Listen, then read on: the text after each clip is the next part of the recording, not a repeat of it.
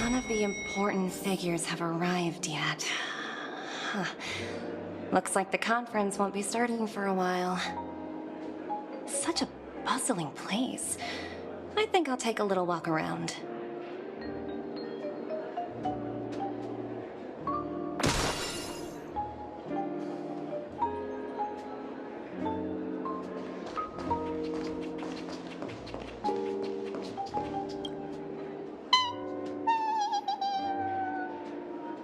Oh, are you hungry, Numby? Food in the dream. Shouldn't taste bad, right? Numby! Yes!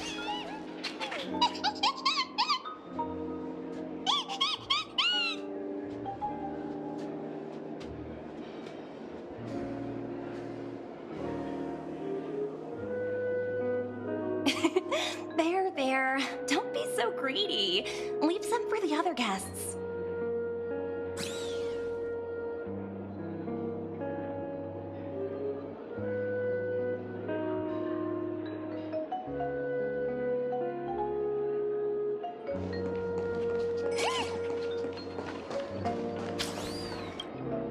So many buttons. How many centuries would it take to press them all? Huh.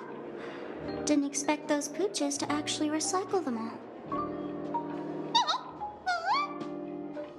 Huh? What are these?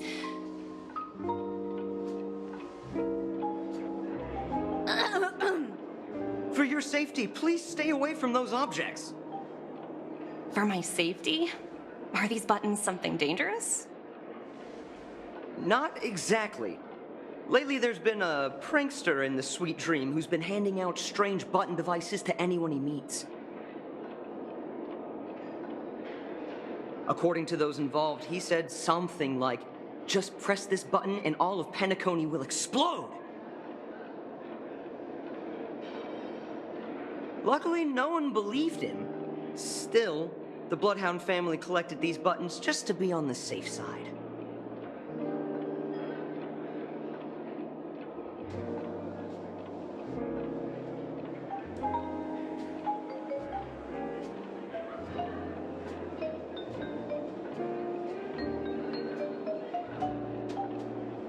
Where's that prankster? Haven't the hounds caught him yet? Yeah, that guy has some skills, I'll have to admit that. However, you know, the Bloodhound family won't give up. Whoever disrupts order in the Dreamscape will face severe consequences. Anyway, the family will deal with these things. Please kindly keep your distance.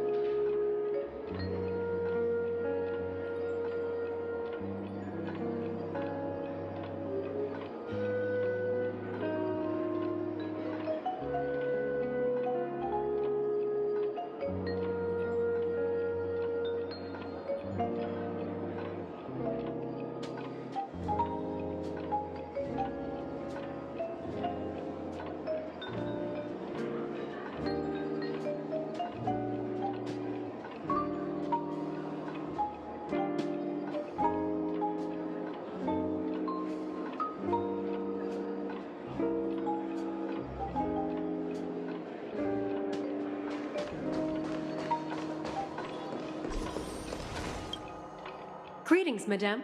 What can I do for you? Hello. Could you tell me more about the Radiant Feldspar? I assume you are the ambassador of the IPC Strategic Investment Department.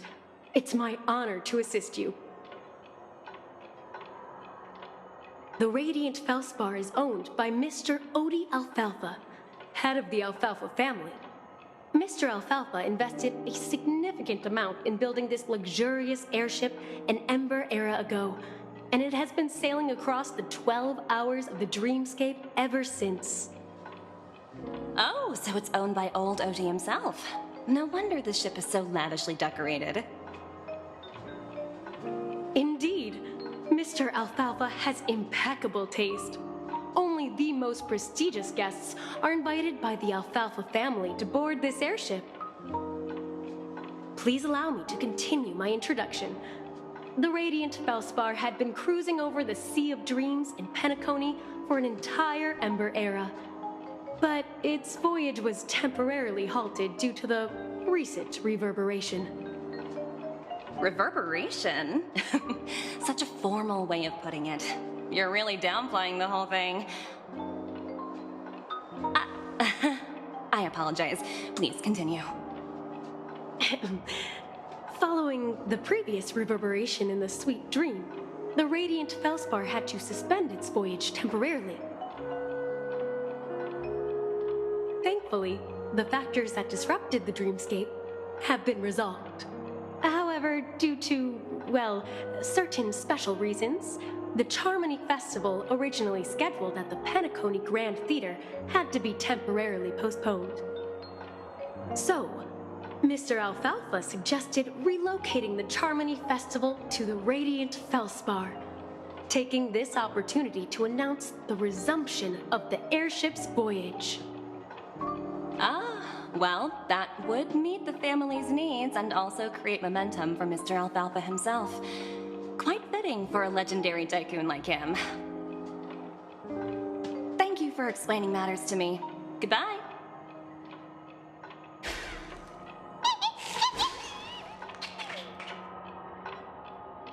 Hello? The Talent Motivation Department? Again? Internal review? Will it ever end? I'm working on a major project. I don't have time to squabble with you guys.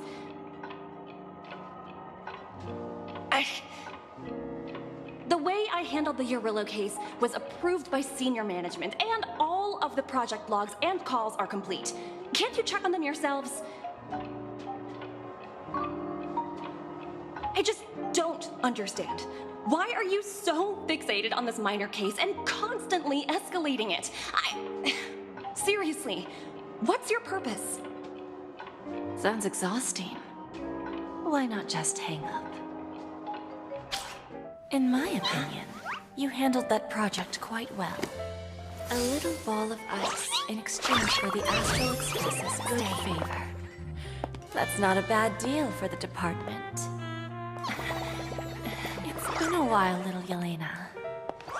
I've been looking forward to working with you. Never imagined this day would come so soon. Is there trouble? You can tell me anything. Just like old times. It's been a while, Madam Jade. I'm honored to have the opportunity to work with you.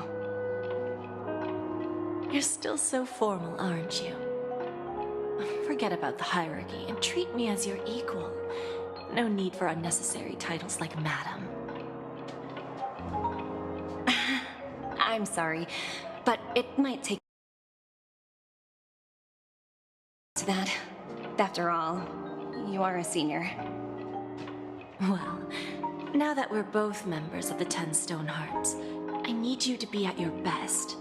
Especially since the upcoming negotiations leave no room for error. As sharp as you are, I'm sure you've figured out the true purpose of this conference, right? I believe old Oti has taken it upon himself to test our limits before the official negotiations between the IPC and Penacony. That's true, and it works in our favor. do you know why? If we can reach some sort of agreement with old Oti beforehand, and gauge our opponent's boundaries, our future negotiations will go much more smoothly. That's the obvious benefit. Exactly. And the hidden benefit is that as the head of the Alfalfa family, his actions suggest that the 5 lineages might not be as united as the Odes of Harmony would suggest. As long as the influence of Harmony hasn't completely permeated their core, personal desires will always have their way. Thankfully, influential figures in Penacony haven't entirely suppressed their own desires. It's similar to the power struggles within the IPC. The supposed all-for-one philosophy shared by the 5 lineages. It's just a slogan now that the Dream Master has gone. After the downfall of the Yoke family, old Oti's faction became the dominant force in Penacony. Even if we consider only the succession order, he's the longest serving and most senior among all the family heads. Yes, that's exactly why we need to handle the conference following an agreed-upon strategy. It's like playing a game of chess, where every move needs to be carefully thought out. Absolutely. The 3 steps of negotiation. Listen, test, and strike. That's what you taught me. Pretty clear. Although, you seem to have changed the order in the Yarilo case. That was based on my personal experience. I apologize for interrupting your conversation, but the family head is ready to meet the ambassadors from the Strategic Investment Department. Time to get to work. Let's prepare ourselves and meet that esteemed supporting actor. Remember, our goal is to create an opportunity for the IPC to enter Penacony. Aventurine has already made a small opening, and you and I, we're going to tear it wide open.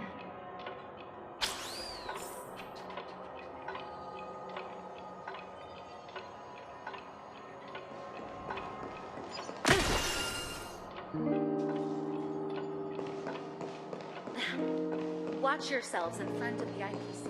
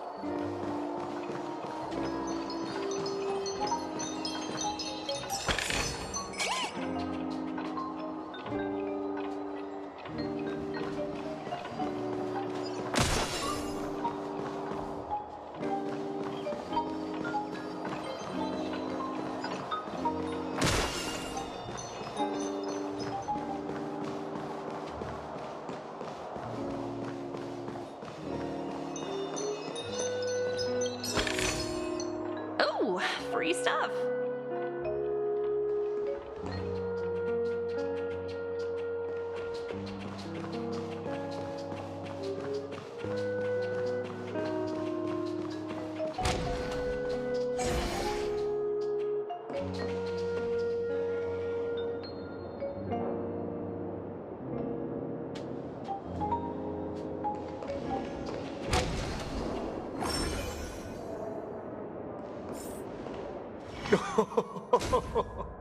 Welcome aboard my ship, the Radiant Feldspar. Smart and charming ladies. Please, have a seat. Let's have a pleasant conversation.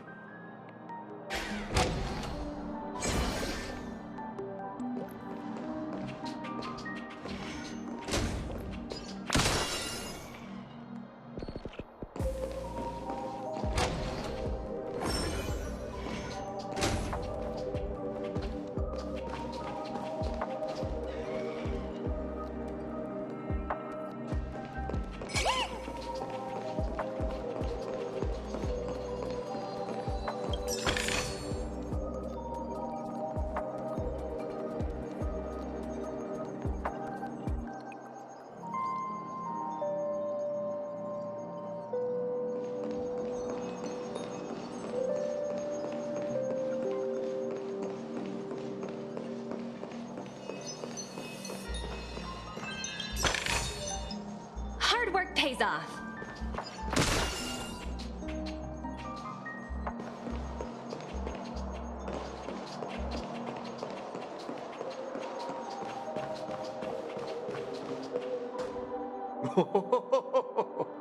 Welcome aboard, my dear ladies. Forgive me for any lack of attentiveness that might have led to a lengthy wait outside. No problem at all, Mr. Alfalfa. It's my honor to meet you in person. You may not be aware, but the book Odie Alfalfa, the biography, is a must-read for all Strategic Investment Department employees. After all, to many, you are the legendary figure who single-handedly built the Penacony economy. I expected no less from the 10 Stonehearts from the Strategic Investment Department. You're definitely skilled in the art of conversation. I always enjoy talking to smart people because we don't have to beat around the bush. We can just get straight to the point instead. Since I invited you IPC ambassadors on board, I'm sure you've figured out the topic I'd like to discuss, yes? The future of Penacony, if I'm not mistaken. Precisely. Those few words represent a terribly complicated situation indeed. Let's take that golden-haired guy who's not showing up, for example. He put in great effort and almost got himself killed. But what was it all for? Wasn't it eventually to create an opportunity for you IPC to regain control of the precious Astana? The wisdom and experience you've accumulated over 10 Amber Eras are truly impressive. Let's assume your assumptions are correct, Mr. Alfalfa. How would you respond to the IPC's actions? I appreciate your composure, Miss Jade. You must have witnessed much in your worldly experiences. However, perhaps you don't know much about Penacony. Old Oti won't sit idly by when faced with a greedy wolf.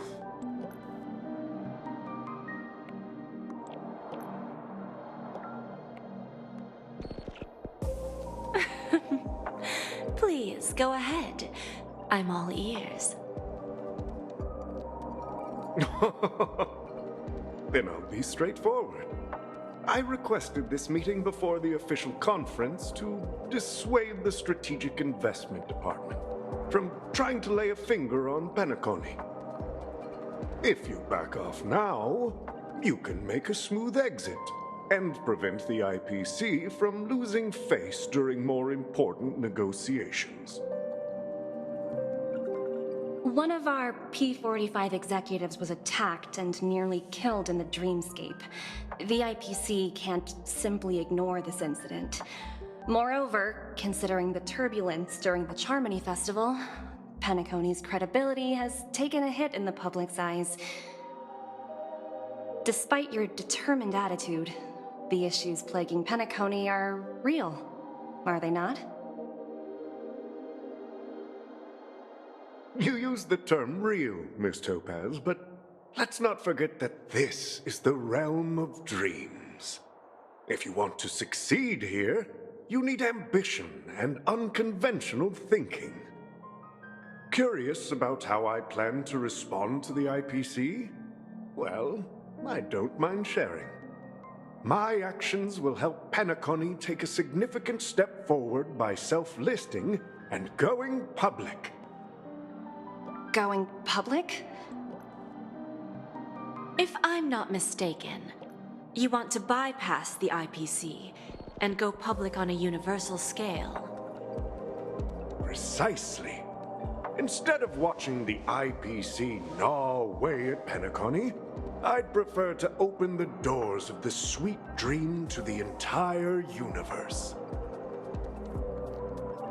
Starting today, anyone in the cosmos can become a shareholder of the Land of the Dreams. This is the path of harmony I'll choose.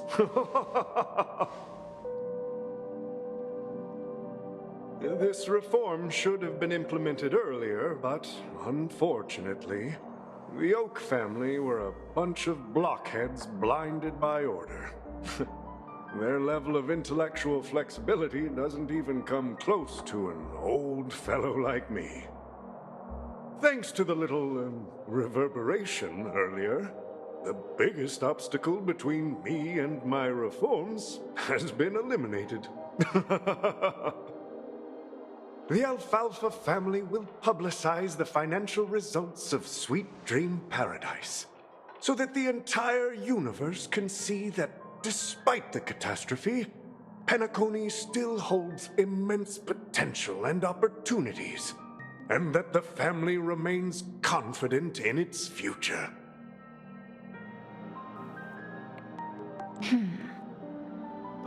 Crisis and opportunity are two sides of the same coin. So, you've been waiting for the right moment for Penacony to regain the spotlight. And if Penacony should seize this opportunity to overcome adversity, even if the IPC tries to intervene, every move we make will be scrutinized by trillions of people.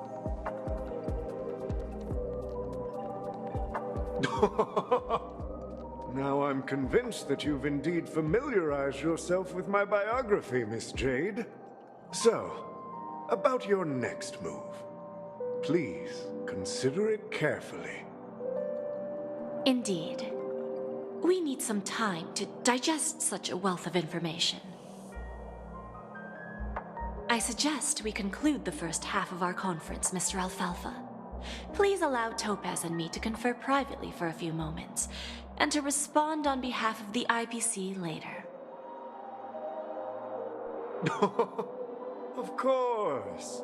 Take your time, dear ladies.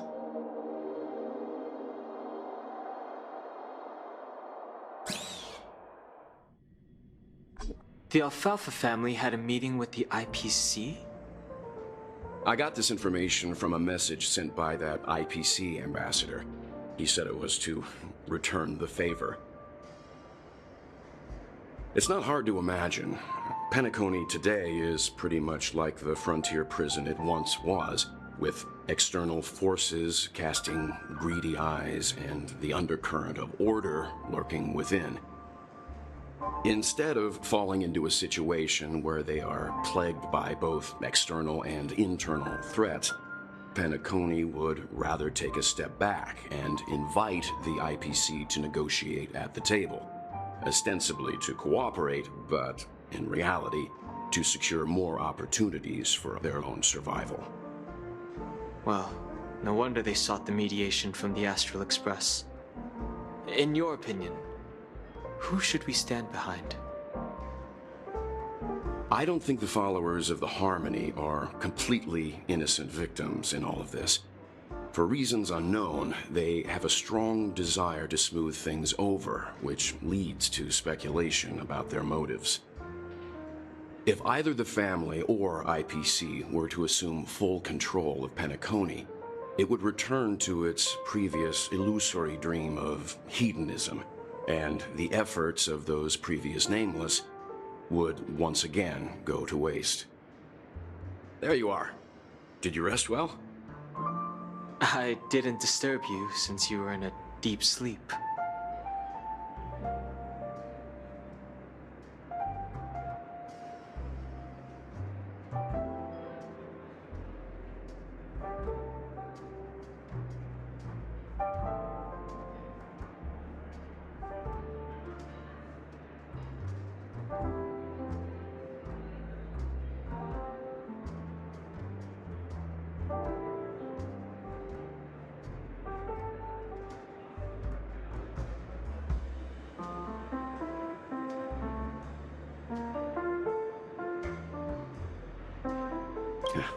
Even long dreams eventually come to an end. Our adventure in Penacony is reaching its conclusion. After Enna's dream was shattered, the family branch from the Montour system soon arrived and swiftly took control of the situation. Most members of the Oak family fell unconscious, but fortunately, their lives were not in danger.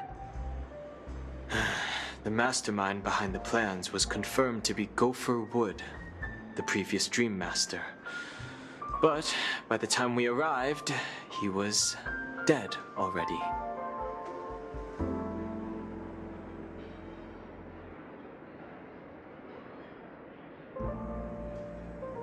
He'll face a trial. As for further details, the family would rather not disclose them. Ultimately, the public perceived the incident as an attack by evil forces targeting the Charmony Festival. They believe the family failed to safeguard the Sweet Dream, significantly eroding their credibility in the process. While quite different from the truth, this appears to be the outcome with the least impact. After all, you don't know who's awake and who's pretending to be asleep. Well, they'll open their eyes in the face of danger. Once the danger subsides, they'll embrace the sweet dream again. Here's a toast, with 3 glasses of Glory of the Trailblaze to all of you. Yeah, it's good to see you all again. Although we might be saying goodbye again after this reunion. When will the Astral Express leave Penacony? We'll stay a bit longer, but not too long. So, this is our final meeting then? If this is a farewell, then it seems to be missing something. Music? Atmosphere? Maybe a special drink to honor those who are not here. Let's see. The mixed drink should be solemn, dignified, and unique, as we'll use it to pay respect to those fallen heroes. To the Nameless, resting in peace, and to Gallagher.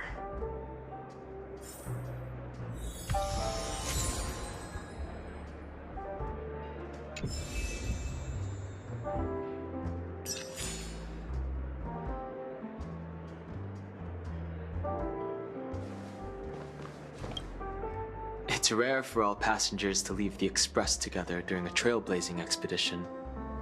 But for Penacony, it seems most appropriate.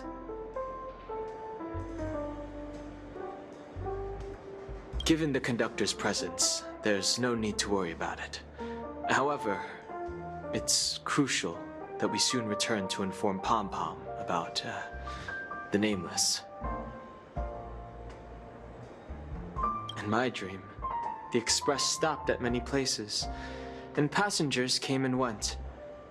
However, the 5 of us were always present, and the journey seemed never ending. Perhaps this could be a deep-seated desire inside me, and upon realizing this, I knew it wasn't real.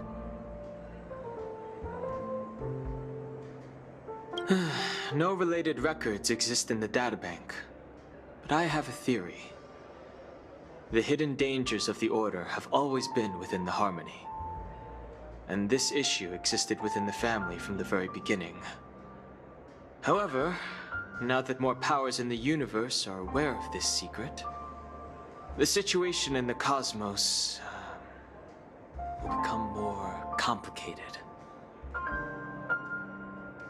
Like I said, we'll go and see. Once we've packed everything, we should head to our next destination.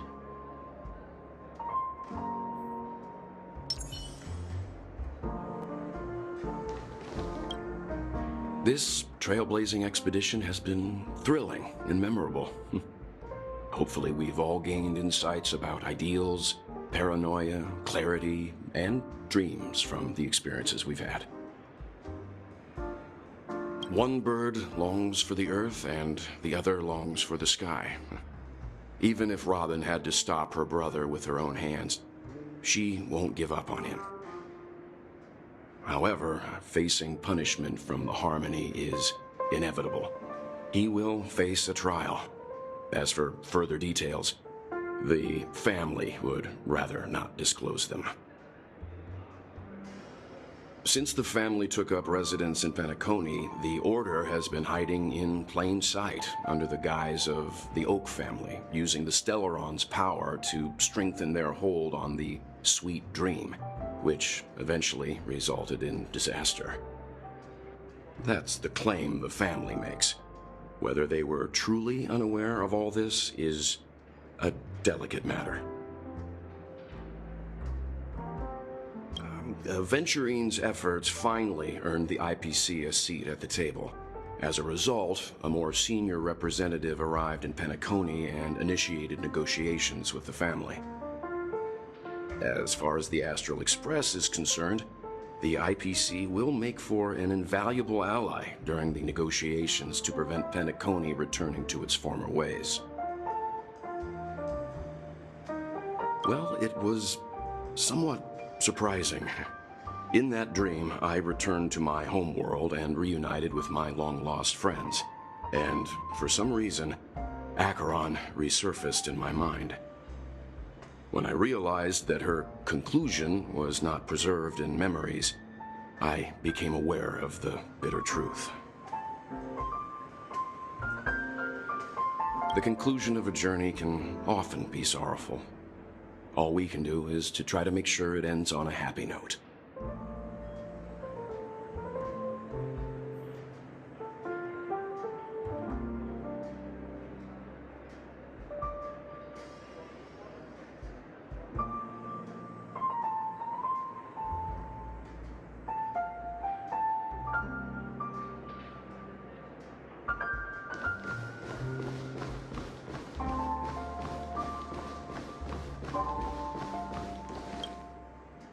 Guess what?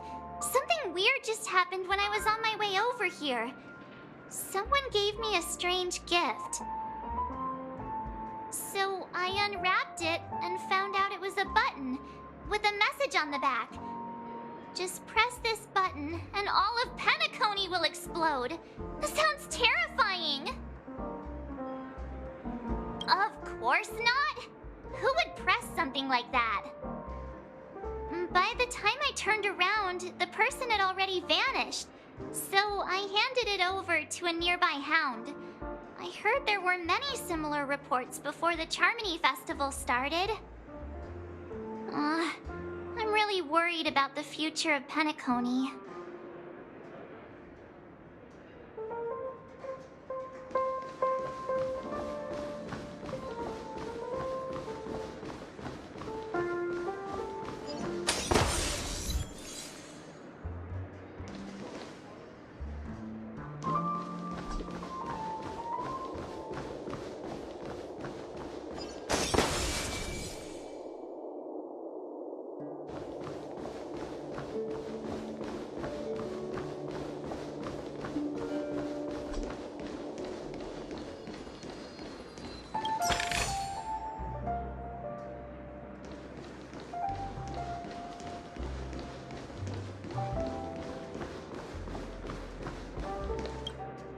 Ready to mix your drink? I'm not sure. I haven't seen him since our last meeting at the lounge. Come to think of it, he always did come and go quietly. We used to discuss everything here. But every time he'd leave, I'd realize that I didn't know him at all. Such is the mystery that is Gallagher. I have a hunch. Perhaps he's already fulfilled his wishes and won't be coming back. Before we start, would you like to talk to your friends? We have plenty of time. All right, as you wish. Huh. I think I have an idea about what drink to make. Would you like it bitter or sweet? It's up to you. Choose the flavor that suits you best at this moment. Here's Bitter Dreams, the least popular drink in this bar. It's bitter and sour, just like the harsh realities of life. Not a bad choice. Let's start mixing.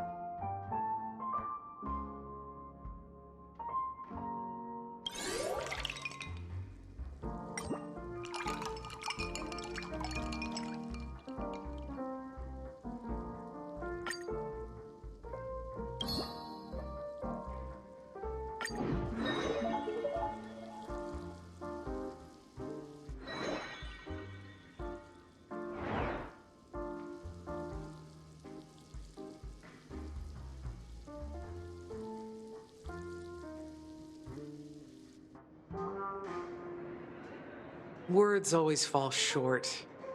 If you want to bring closure to past events at this lounge, there's no better way than mixing a drink. Blend all your memories and emotions together and stir them well. Through the filter of time, what remains in the glass is something to savor. Well, it's done. Here's to the nameless resting in peace, and to my friend Gallagher. Death is a bitter truth, but what you did will be remembered by history. We're not accepted by the outside world, so we've gathered here. And one day, our souls will return to the same place. Cheers.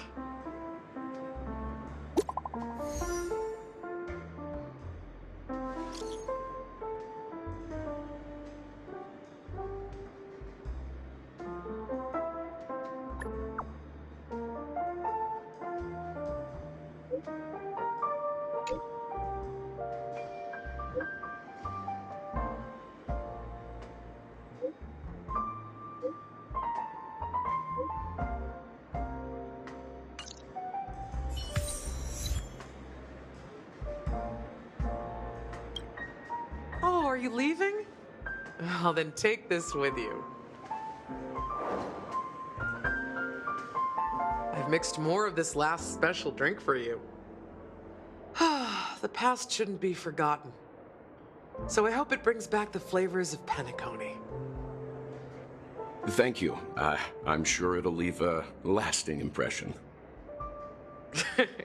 If you happen to run into Gallagher, make sure he has a sip too. I know his tastes, and he'll be thrilled. All right, enough with the heavy stuff. You guys have important things to take care of, so let's not dwell on things. Whether it's the Astral Express or Penacony, there's still a long journey ahead. So let's lift our spirits, guys, and embark towards our tomorrows. Old Odie is a tricky opponent. I didn't expect him to take the risky step of going public at such a critical moment for Penacony. Indeed. He's definitely bold. It's that kind of boldness that made him the Odie Alfalfa he is today. Still, the outcome is uncertain. Shouting loud doesn't necessarily carry any weight. What about the phone call I asked you to make, Topaz? Ah, they agreed. But it'll take some time before they arrive. Just as it should be. The sweet dew should be served after the bitter poison. Looks like we'll be skipping the exchanging apples step this time around. Now that we're dealing with a greedy merchant, a simple apple wouldn't make a difference. Well, I guess I included myself in that remark too. Now I'm a bit curious, Topaz. Do you think Penacony is a quality asset? Yes. Despite its recent calamity, Penacony remains a top quality asset within the cosmos, with good credit, lucrative potential, and promising prospects. Well, that's obvious, but what I truly wanted to know is, This project is obviously too bland for your taste, isn't it? That's true. I wouldn't be here if it weren't for Aventurine. But despite that, you trust him. You even entrusted him with a cornerstone. Something as precious as life itself, to finish this gamble. Are you not in the same boat, Miss Jade? Without us playing along, your Jade Stone wouldn't have made it across the border so easily, allowing you to see all desires that flow through dreams to gain a bargaining chip in negotiations. That's why I'm willing to stake my Topaz Stone to cover for you. It's like one big, elaborate game of chess. Once that kid sets his mind to something, nothing can stop him. Not even fate. Well, at least he's still alive, and that's the best outcome. Looks like we've strayed off topic, Miss Jade. Should we discuss our next steps? No need. I'll go it alone. Meanwhile, you can go greet our honored guest and wait for my message. Okay. Is that Robin? Huh. She's also here on the Radiant Feldspar.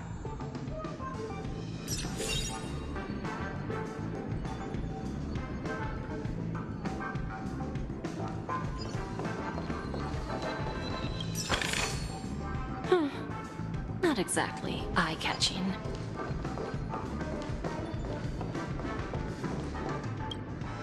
Greetings, Miss Robin. I didn't expect to meet you here. Miss Jade? Greetings. The opening ceremony for the Charmony Festival has been moved to the Radiant Feldspar, so I'm here making some preparations. How about you? Have you spoken with Mr. Alfalfa? I'm actually on my way to meet him right now. Do you know him well, Miss Robin? Unfortunately, I've never met him. I've only heard a few comments from the former head of the Oak family. Mr. Alfalfa is respectable when it comes to business, but in other respects, I can't say the same.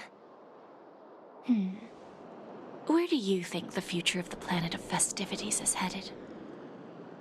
I believe the sweet dream will see its rebirth, just like the Radiant Feldspar resumed its voyage. The Harmony needs a new direction. Only by bidding farewell to the past can we actually sail into the future. There are no permanent allies or everlasting enemies, so let's both take what we need from this deal. Naturally. I'm looking forward to your performance. See you at the festival. See you later, Miss Jade.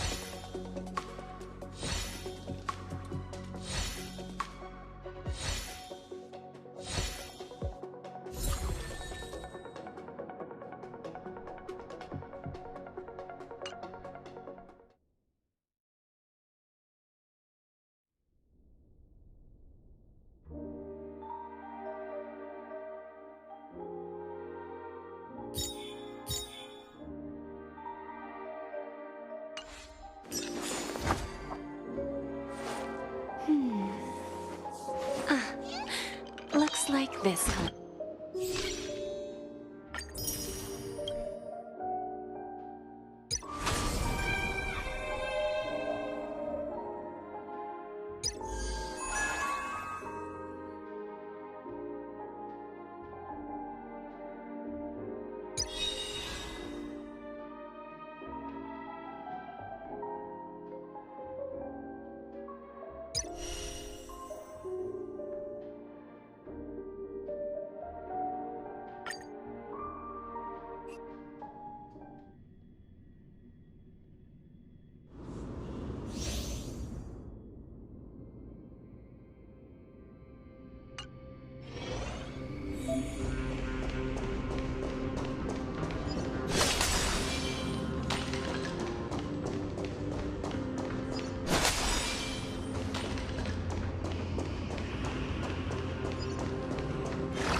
Easy now.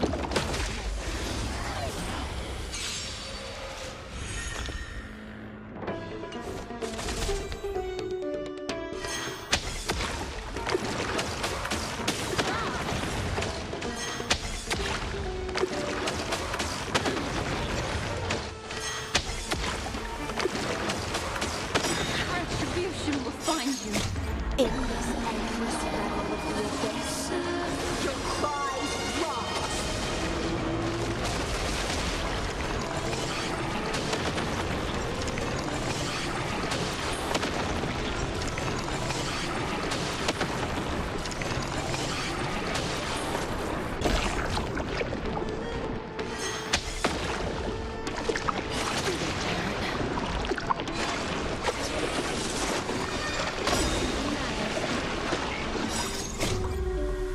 Beneath the silent waters lies an endless abyss.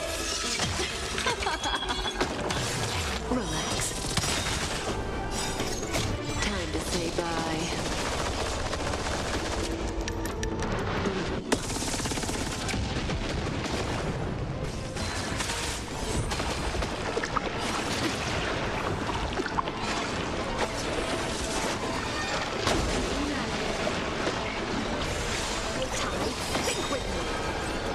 Stand still. In this endless battle of the abyss, your cries rise. Relax.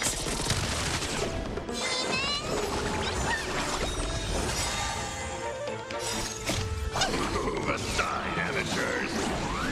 Fiends or devils, I'll crush them all.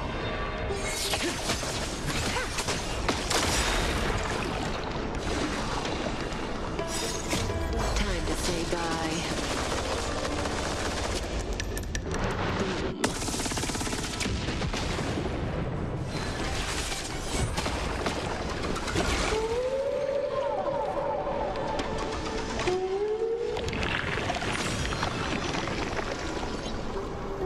The seal of ill fate descends.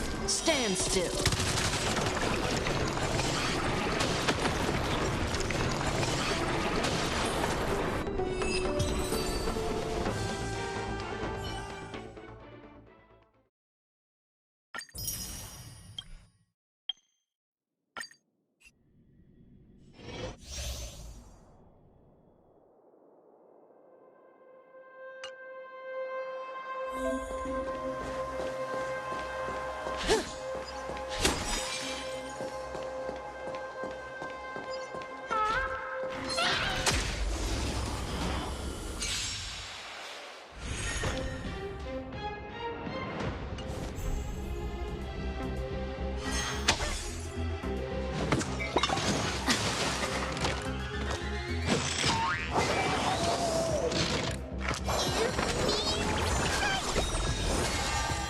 Eternal Melody.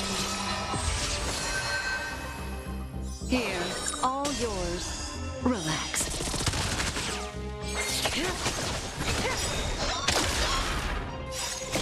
Time to say bye.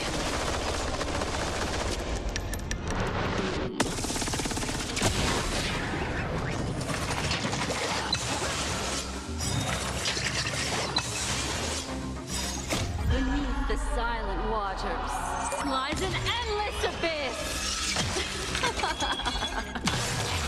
Stand still.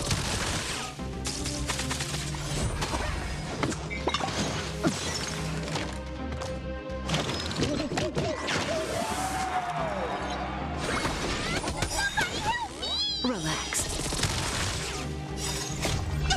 Aside, amateurs! Fiends or devils! I'll crush them all! Will be swept away by the wind of time.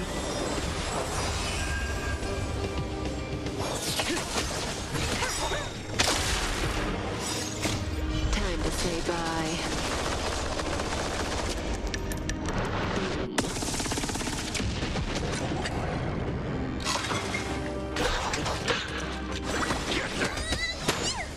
Stand still. You'll do. Relax. Again, the ill-timed manifest.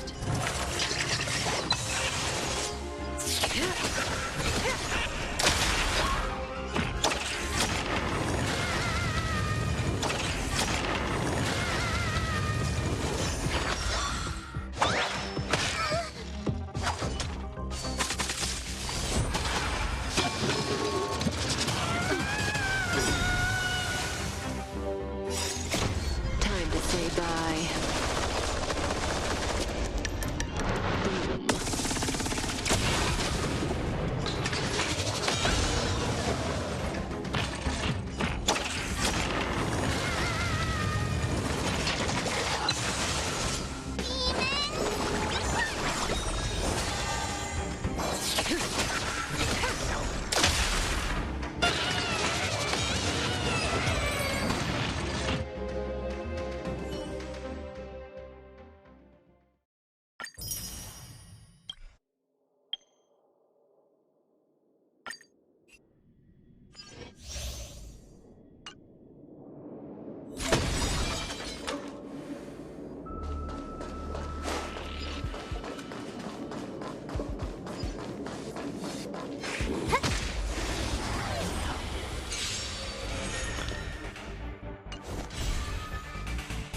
Who's the lucky one today?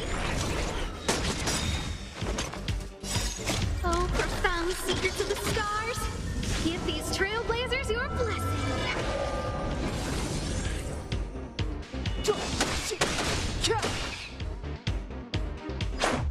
About this! A gift from the stars!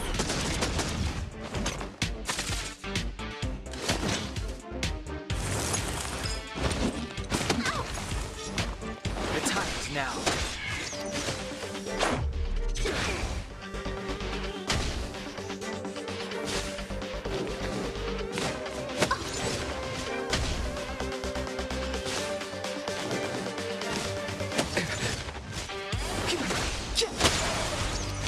Who's the lucky one today?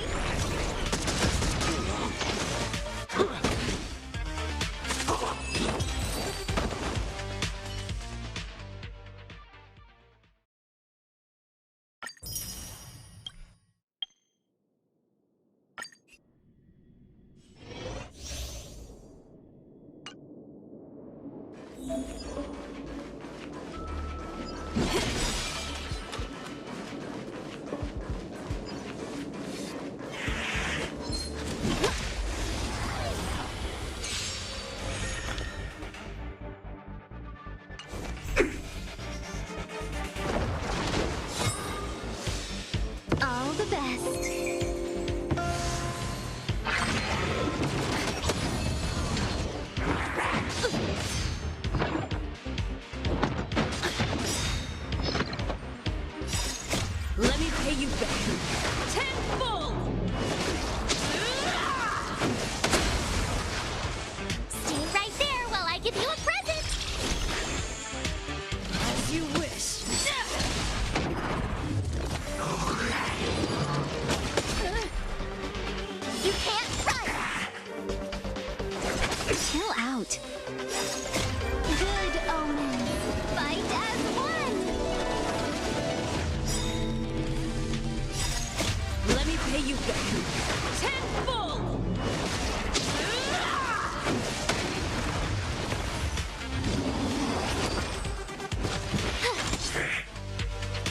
Be silent.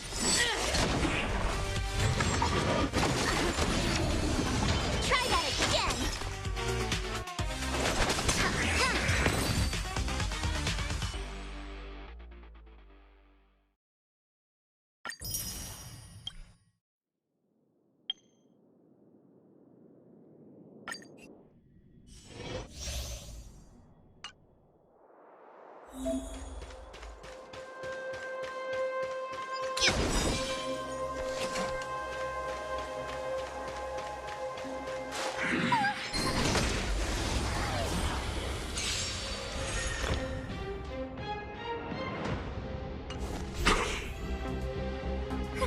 A gift from the stars. Savor the vigor of it.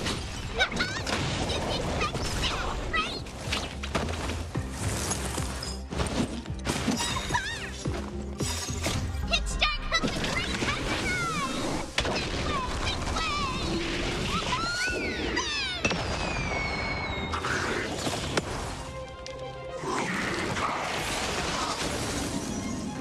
Who's the lucky one today? Oh, profound secrets of the stars. Give these trailblazers your blessing. You're in bad shape.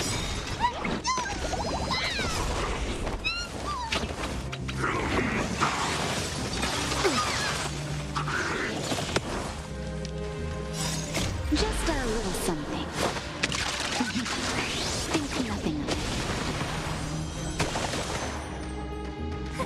A gift from the stars. Nap time. Who's the lucky one today?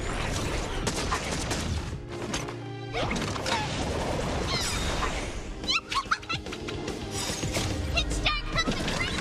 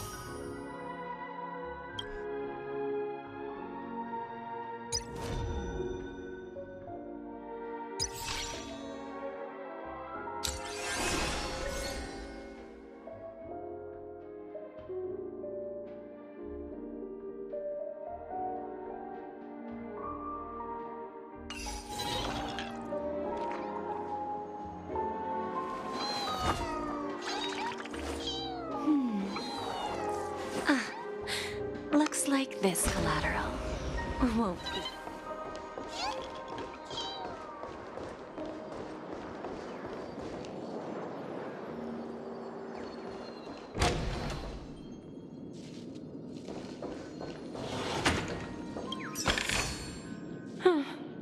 Not exactly eye-catching.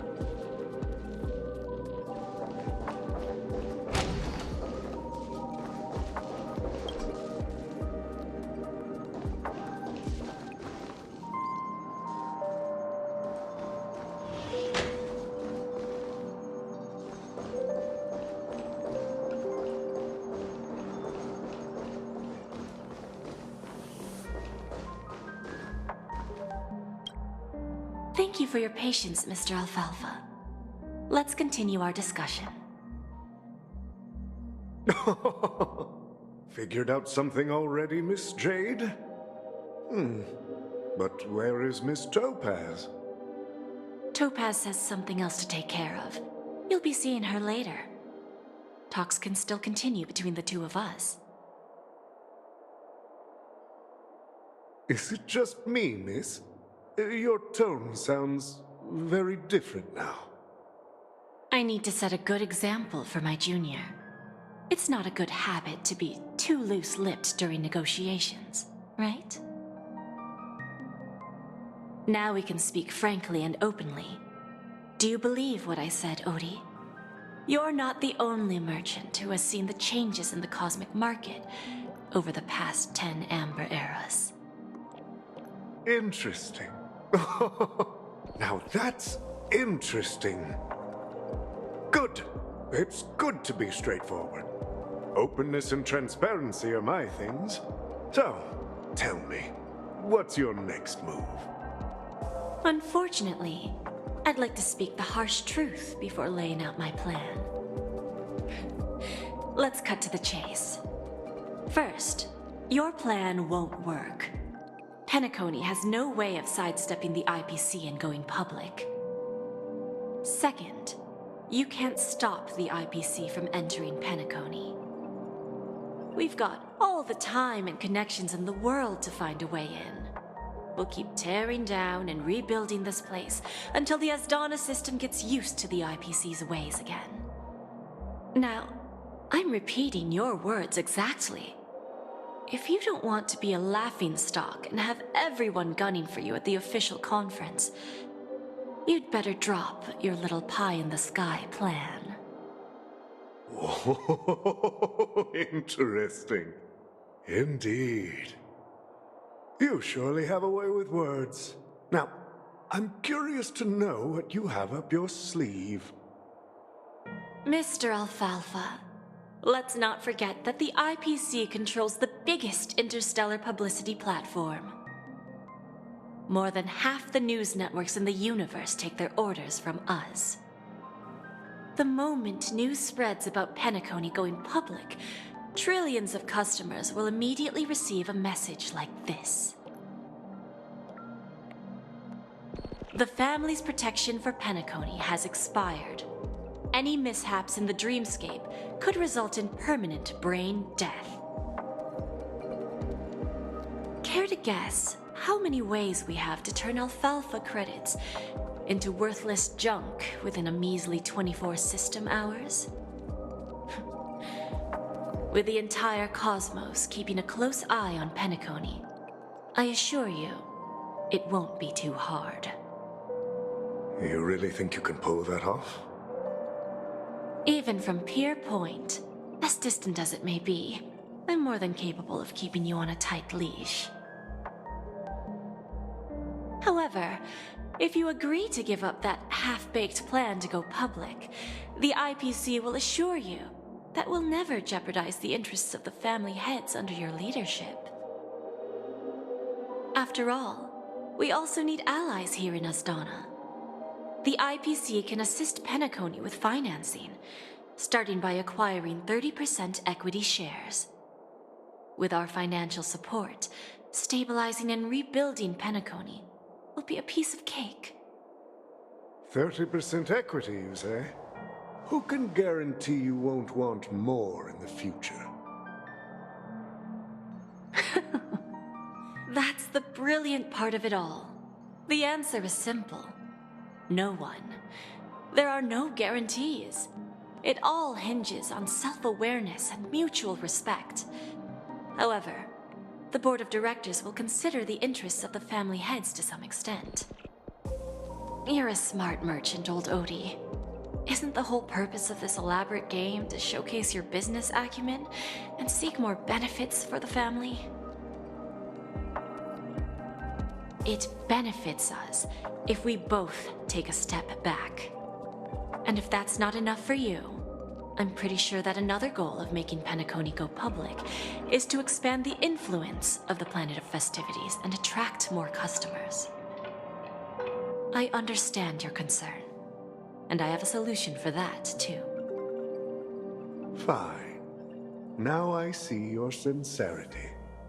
As the head of the Alfalfa family, I don't think I have any reason to refuse your offer. However, as their chosen one, I still need one final answer. Go ahead. I'm listening. When I was a child, I heard the adults recite the tale of the ancient Amber Era, about the ascension of Xipe, the Harmony, and the downfall of Enna, the Order. The Order and the Preservation used to be close in ancient times. So, why does the IPC, as a follower of the Amber Lord, seek collaboration with the family instead of aligning with the Order? The answer is simpler than you think. It's all about credits. Everyone's favorite thing and the universally recognized currency among the stars. The IPC has the power to perpetually ensure their value. With each new world integrated into the credit system, the IPC adds another building block to its cause. Eventually, all exchanges, capital, and businesses will operate within a unified monetary system. By then, all planetary developments will be recorded in accounts with well-defined values and the ability for exchange and circulation. And the heart of everything will be Qlipoth's credit. And then the IPC will be able to exert influence over everything. Our intention is to establish enduring preservation, so I'm sure you can understand. This universe doesn't need two types of order.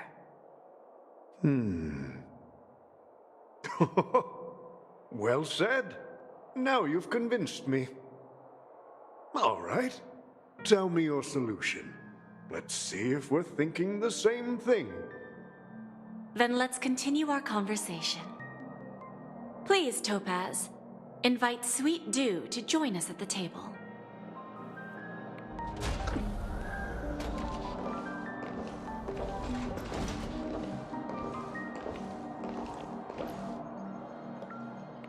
Thank you for your presence, Miss Himeko. Please allow me to introduce her to you, Mr. Alfalfa. This is Miss Himeko from the Astral Express, one of the future shareholders of Penacony.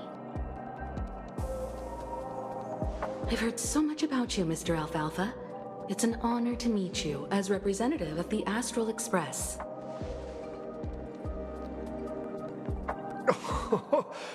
This stunning lady is the navigator of the Astral Express?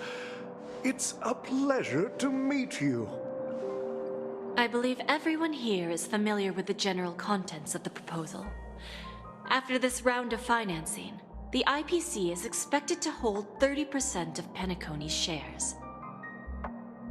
Then, the IPC will transfer 5% of that stake to the Astral Express and recommend Miss Himeko as an independent director to honor the sacrifices and contributions made by the former Nameless to the Land of the Dreams. While this decision isn't finalized yet, we are honored that everyone here recognizes the way of the Trailblaze. While the Nameless didn't embark on their journeys for fame or fortune, if this is the wish of both the family and the IPC, I will represent the Astral Express and fulfill my duty as a member of the board of directors.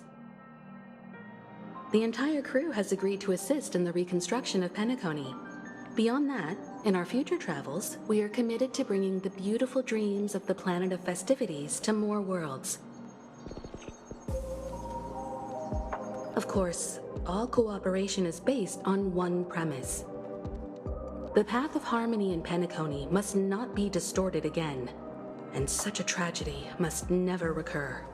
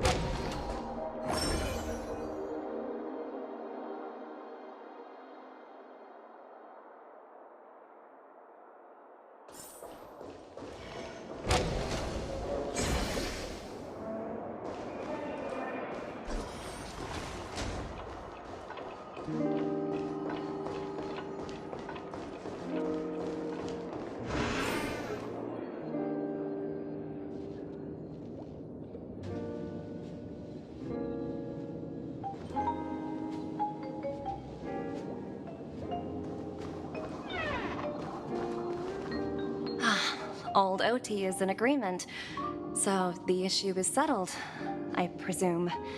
What about the remaining family heads? They will soon realize the situation. When the last question was asked, old Odie represented more than just the Alfalfa family. When should we schedule the formal negotiations? I'll handle the arrangements. It's all up to you. I'll step back and let you handle the negotiations and take over. I won't be involved. But Miss Jade, this is... Aventurine initiated this case, and you were his project partner. If that kid hadn't overplayed his hand, I wouldn't have been pushed to the forefront. I came here today to help you sort out the toughest issue.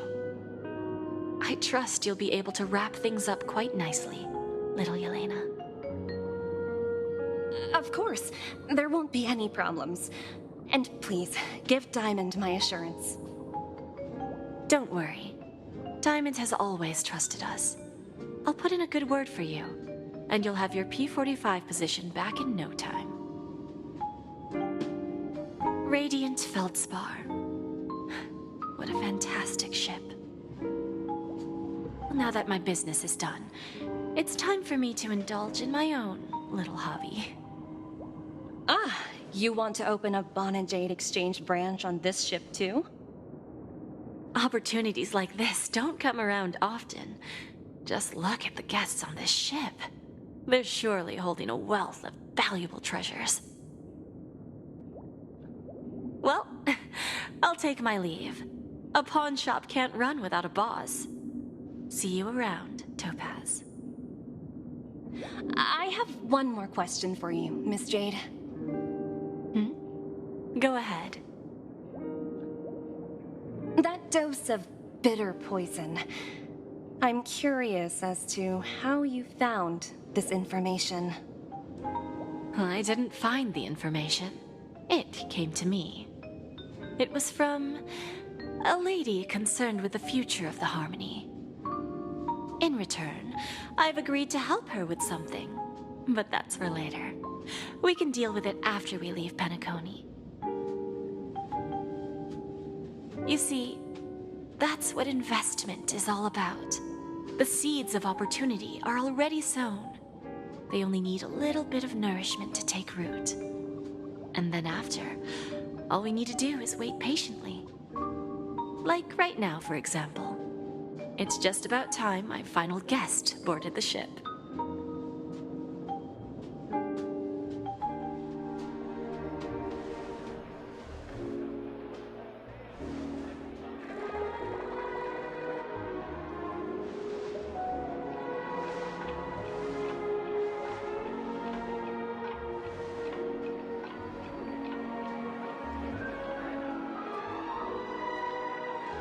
Sneaking in was way easier than I thought. The family's security is as lax as ever. So, this is the Radiant Feldspar. So luxurious. A pawn shop that grants wishes. Is there really a place like that on the ship? I'll find out for myself if the rumors are true or not.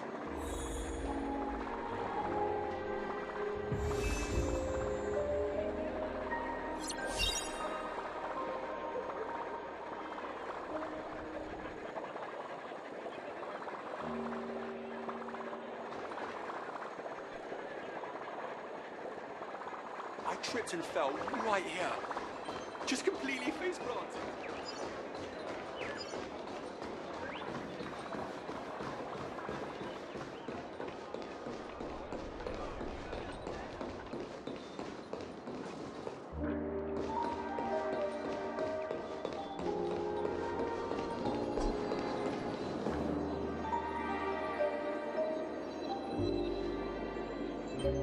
Is that him? Huh. Vanished in the blink of an eye. So the Astral Express is here too.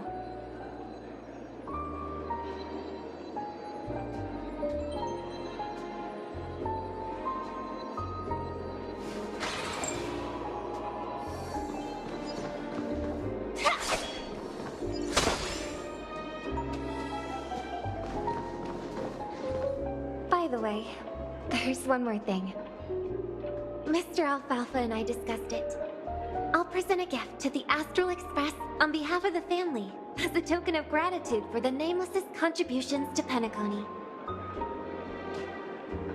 Please help me with the necessary arrangements. Right away, Miss Robin. Can I ask you something? Oh, greetings, miss. Is there anything I can help you with? Do you know how to get to the pawn shop? Pawn shop?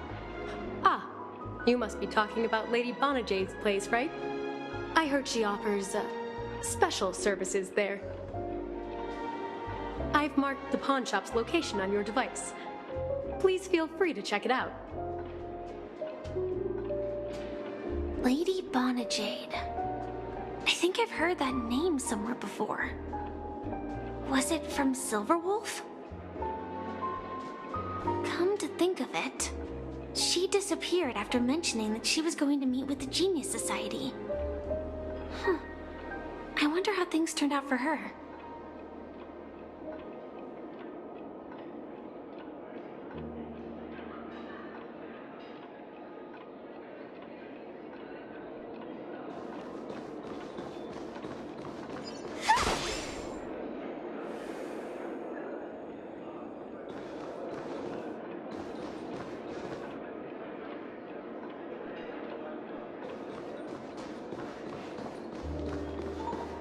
What happened to that agreement?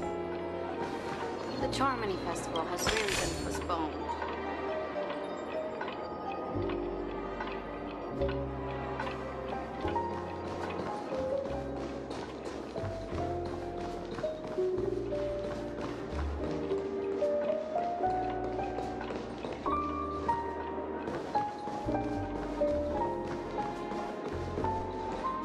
If I win, your chest is mine.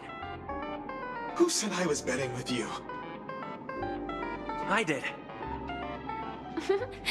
They are still a ball of fire as ever. Sorry, but I've got to find Lady Bonajade first.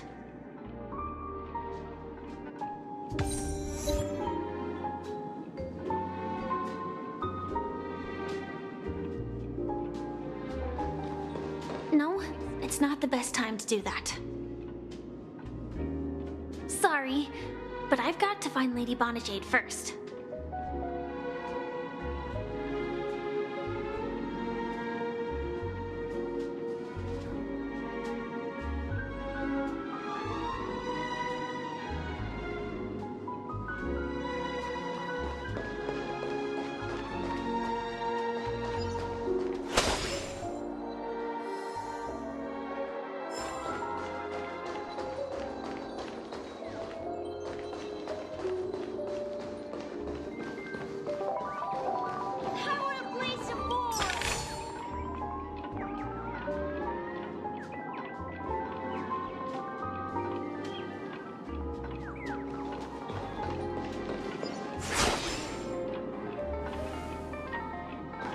No, it's not the best time to do that. Sorry, but I've got to find Lady Bonajade for...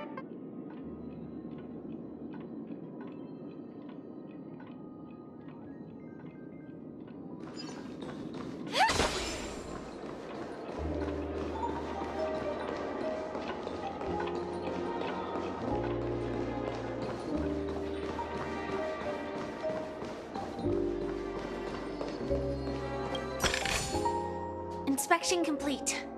Nothing suspicious.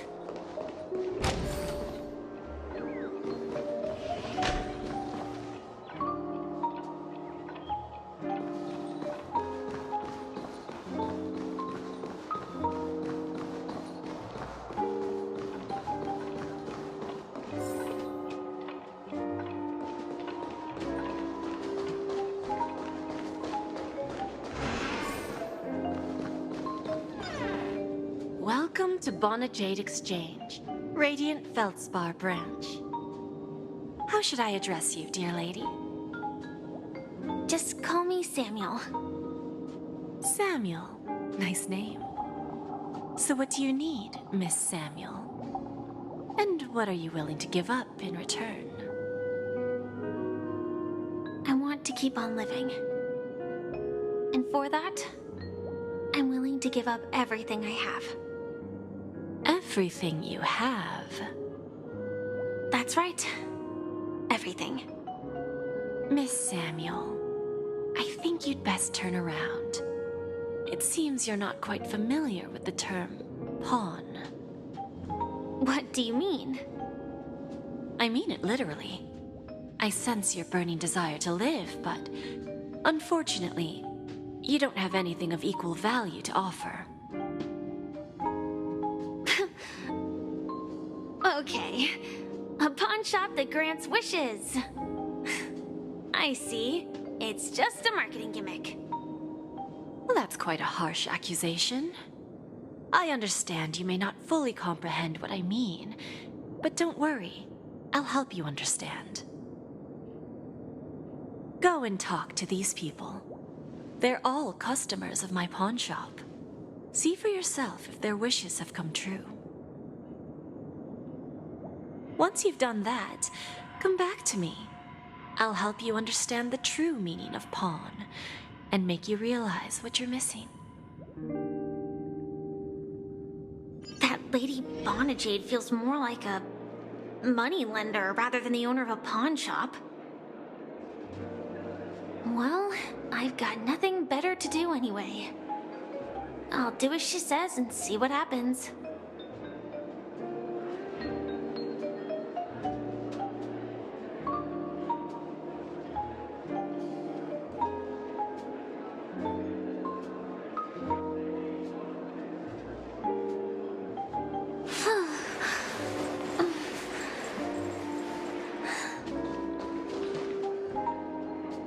Which one should I pop? 1, 2, 3, 4, 5. Dan Heng and Void Ranger Jive. Don't change the words. No, it's not the best time to do that. Sorry. I'll catch up with you later.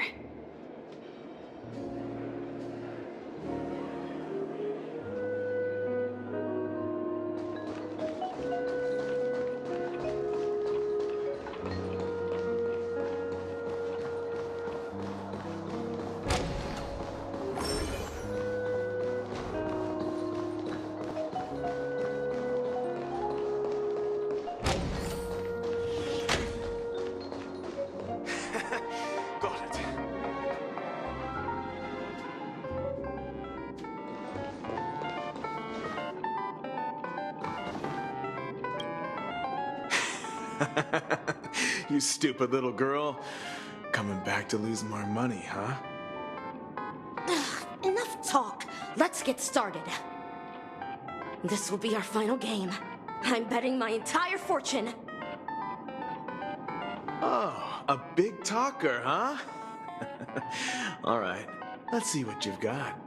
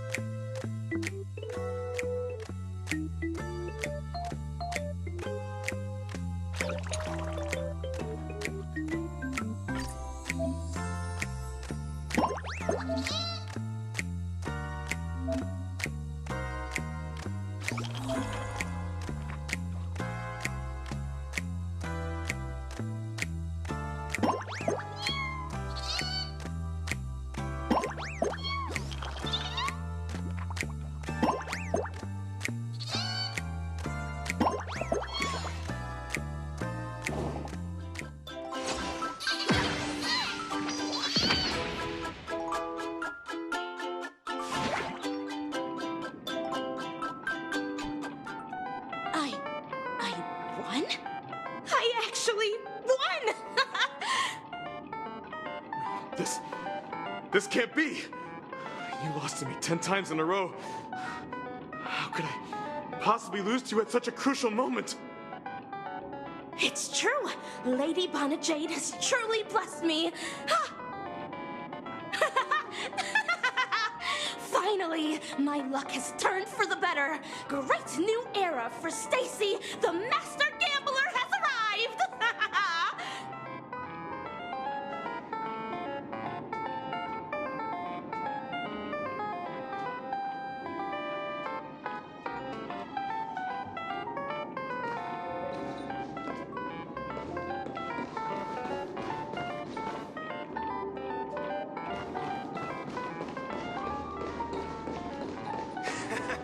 Got it.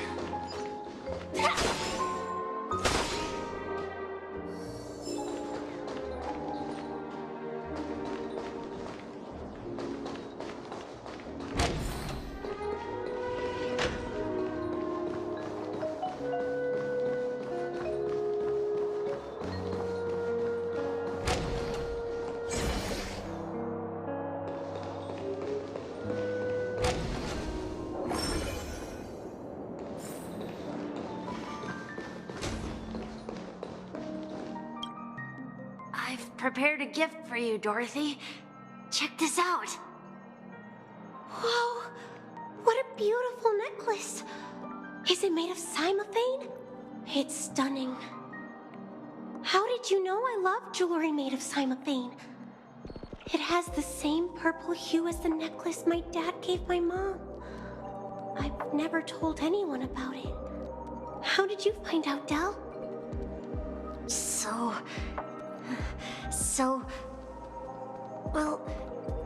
Will you go out with me? I will. Really? I mean, really? I never said yes before because I thought you had no idea what I liked. But this gift made me realize you were actually paying attention all along, trying to learn everything about me. So yes, I will. Wonderful! My wish has actually come true! So, shall we go, Dorothy? Let's go outside and enjoy the stunning views of the 12 hours! Yeah, let's go.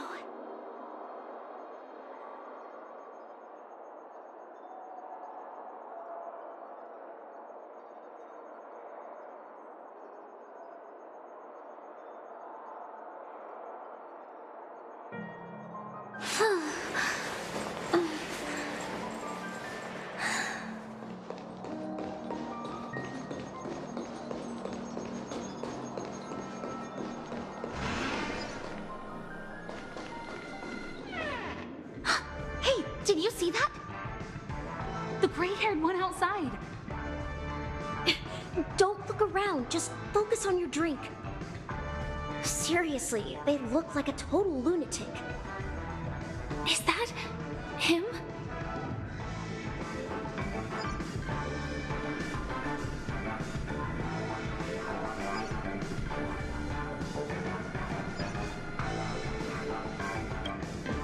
Yeah, you heard right. I've got him. He's been hiding at the moment of soul in Penacony, using a fake identity. And he even posed as a professor at Paperfold Academy.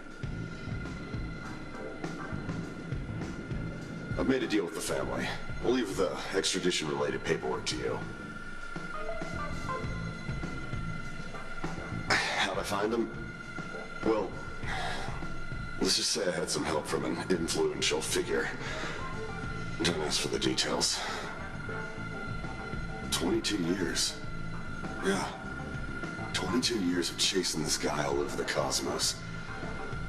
You know, never thought it'd end up like this. Right here.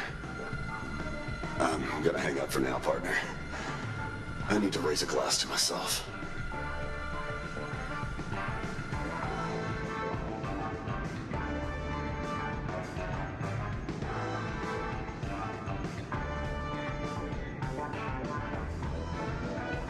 All of their wishes actually did come true. But I just don't understand. How did she do it?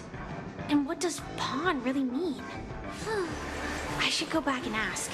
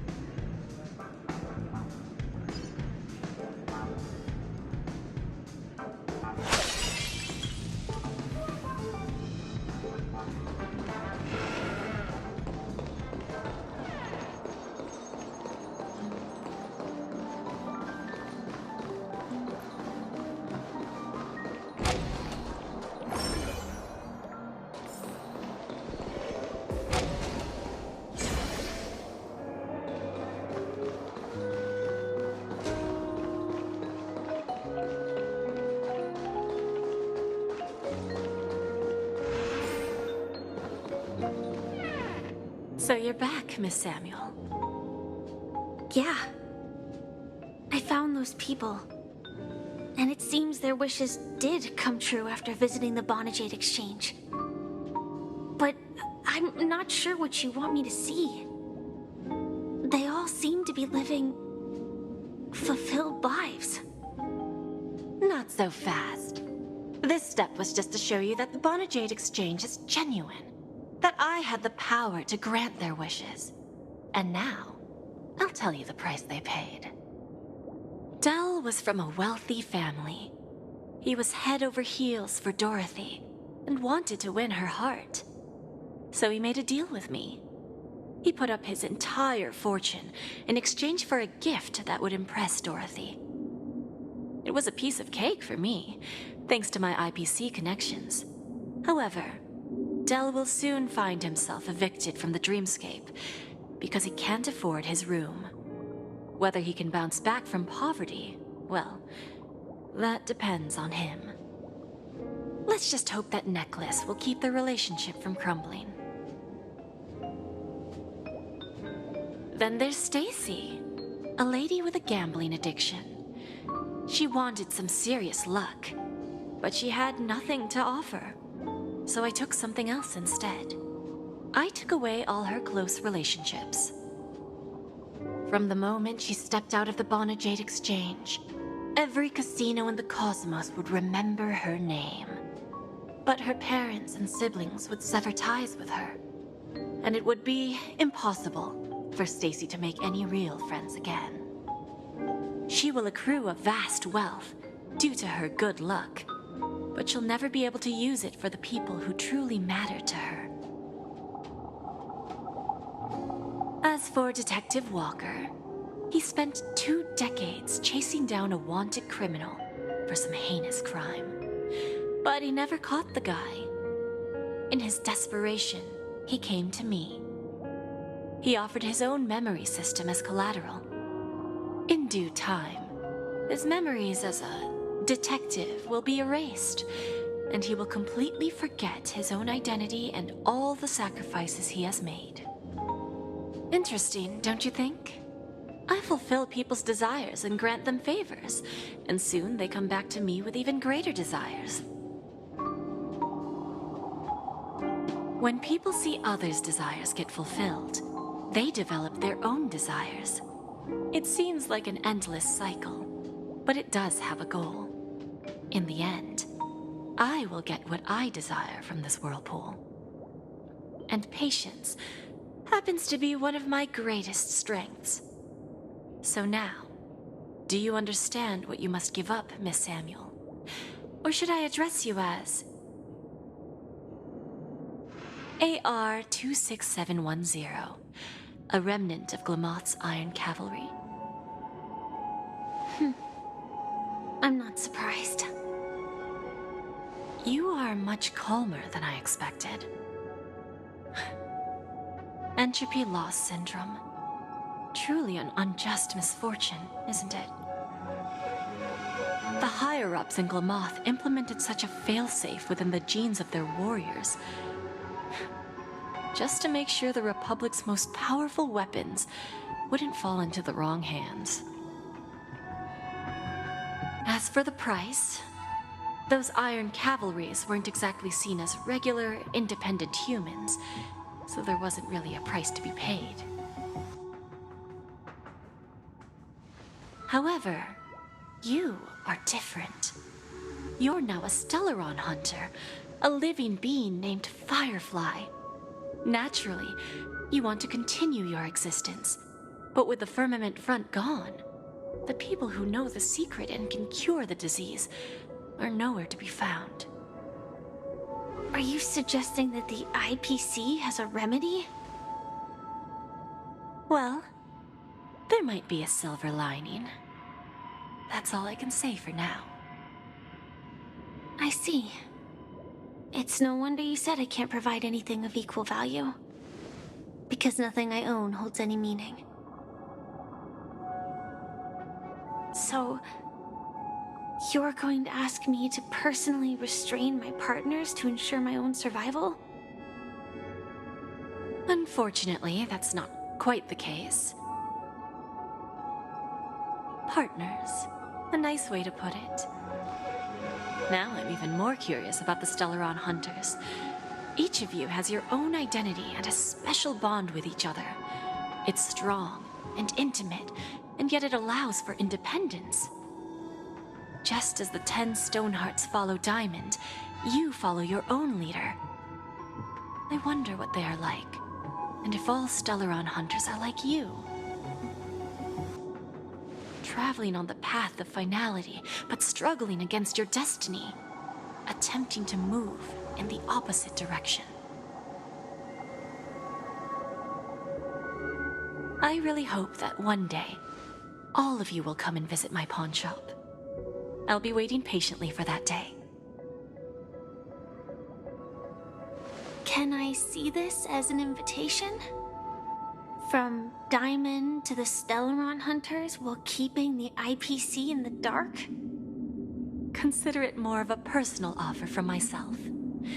It doesn't represent the IPC or the Strategic Investment Department. The Stellaron Hunters have interacted with the IPC, but not the 10 Stonehearts. Our paths have never crossed. As for your offer, I can pass it along to my partners. But I have a question. You know who I am. And you must know that my partner is keeping an eye on this room. If she wanted to, she could let the entirety of Purepoint know about it within a few mere seconds. What drives you to take such a risk and extend this invitation on behalf of Diamond, even if it could lead to your downfall? Simply put, you and I are the same. However, unlike you Stellaron Hunters or the Astral Express, we band together merely to obtain what we want. Each of us has our own past and destined ends, and on this journey, we have been invited by Diamond to join him. This journey could be either brief or long, as each of us carries a void in our hearts that can only be filled from the outside. So, Diamond made us a promise to divide the power of the Emanator of Preservation into 10 pieces and give each of us a cornerstone to fill that void. Mortal flesh is fragile, yet my heart is unyielding like the monolith. For without this resolve, the way of preservation would fade into oblivion. So, you understand? This pledge goes beyond a mere oath. It's our collateral in exchange for opportunities, wealth, survival, and a future. And whatever we gain from it will fortify the Stonehearts in return, allowing us to achieve the great cause of the preservation when the war among the Eons eventually comes.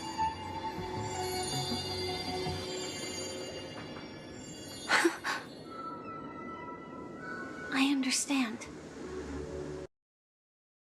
Take your time, child. You don't need to give me an immediate answer. Like I said, patience is one of my greatest strengths. If fate turns that page, our paths will cross again. It's a shame, though, that this pawn shop can't give me what I desire. My last attempt in Penacony. Well, it ends with hope.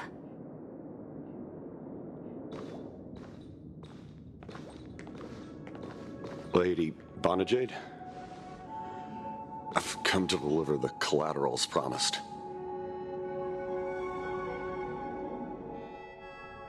Turns out, the meeting to decide the future of Penacony went much smoother than expected, with little debate. Oh, the Charmony Festival's opening ceremony is starting soon. I should head down and take a look. This airship has quite a few treasures. A bountiful harvest.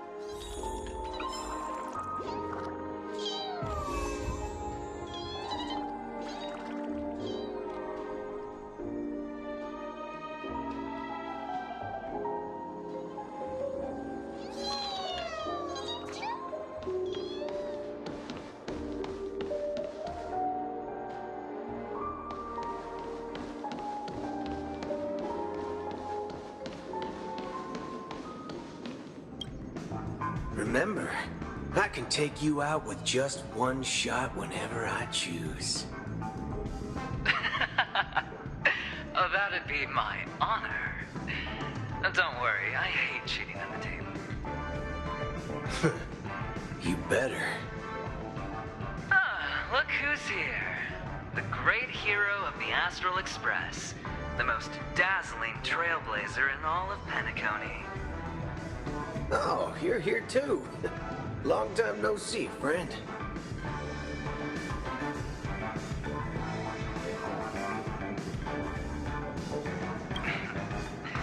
Merely a greeting of platitudes. As long as you and I have an understanding. Well, let's set aside those under-the-table dealings for now, partner. Don't want to spoil the festive mood of the Charmony Festival. I agree. Now let's congratulate Mr. Trailblazer. I hear the family intends to thank the crew at the Charmony Festival. It's a real pity I can't personally be there to witness this.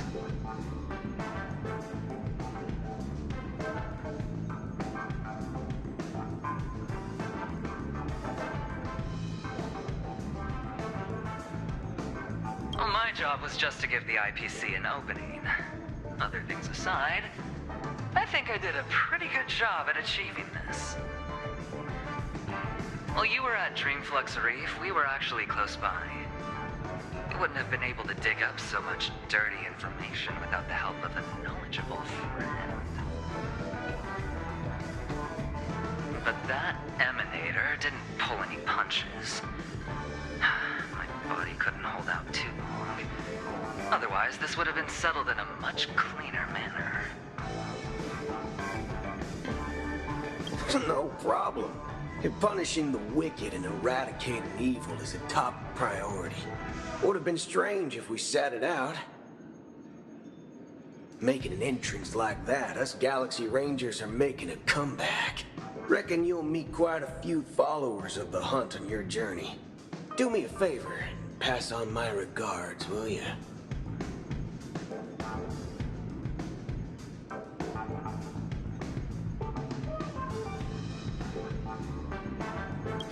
forget it. I'm not one to beat around the bush. I've got a score to settle with a high-ranking executive fella named Oswaldo Schneider. And this flamboyant fella here can help me find him. The feud between the Marketing Development Department and the Strategic Investment Department is well known across the cosmos.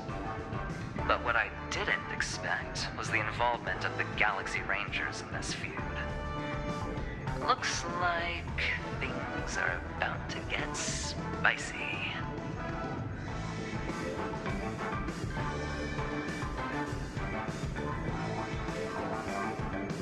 Thank you. And I also hope you enjoy yourself, great hero of Penacony. I'll pass. But I do hope you guys have fun.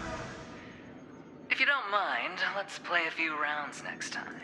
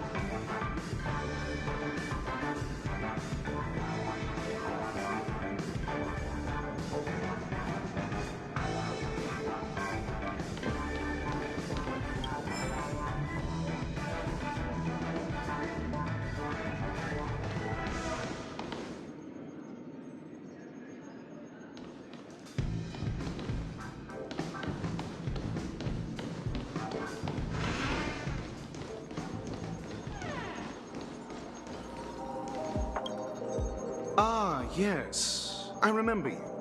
Your performance at Herta's space station was adequate, I suppose. No wonder that gambler likes you so much. The Intelligentsia Guild assigned me to be an invigilator for the IPC's ambassadors. Nothing more than an errand from the Office of Academic Affairs. Very well. The Charmony Festival is about to commence soon. Take advantage of this unique opportunity. A blend of work and play is essential for superior knowledge absorption.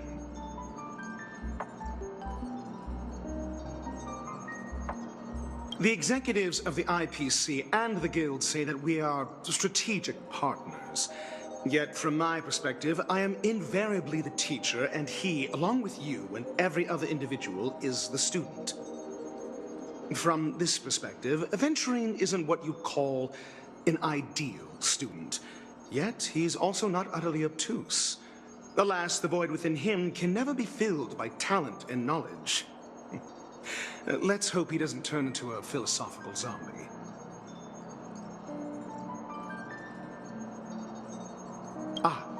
Saying such a thing merely indicates that you have not truly grasped the essence of learning.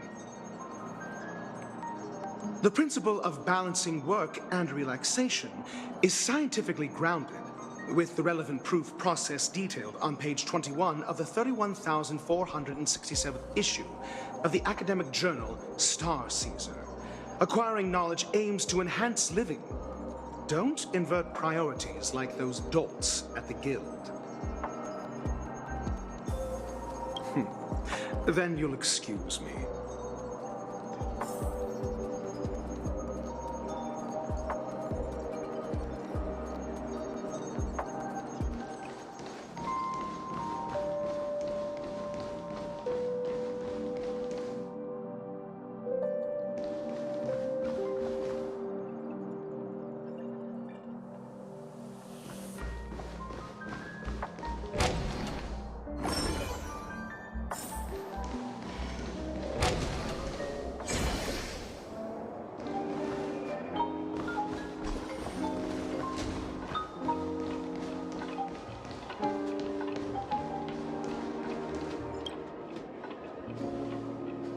Well, if it isn't my old friend. It hasn't been long, and yet here we are again. How are you?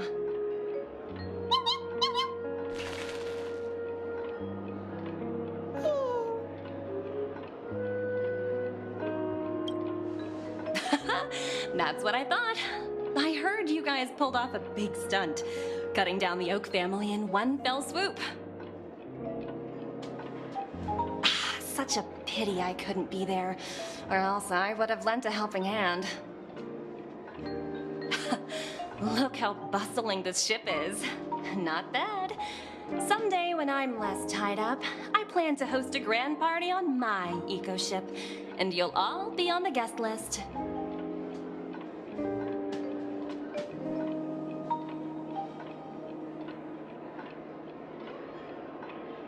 Transform?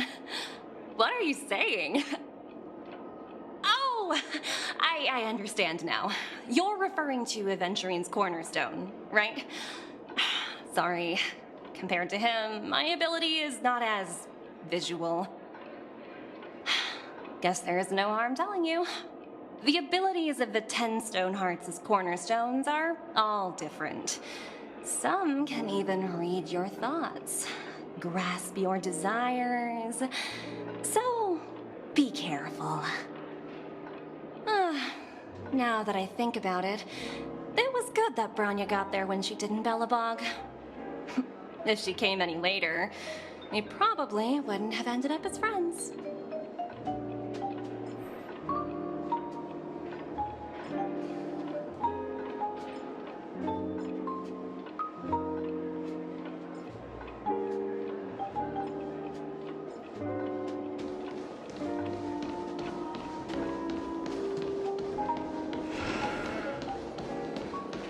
What services do you require?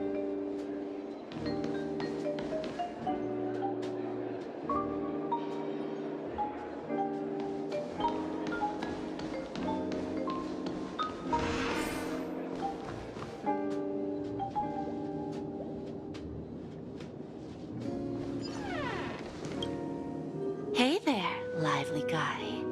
Welcome to the Bona Jade Exchange.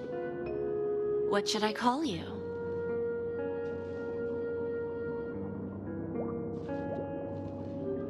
What a unique name. So, mister, what do you wish for? And what are you willing to sacrifice for it?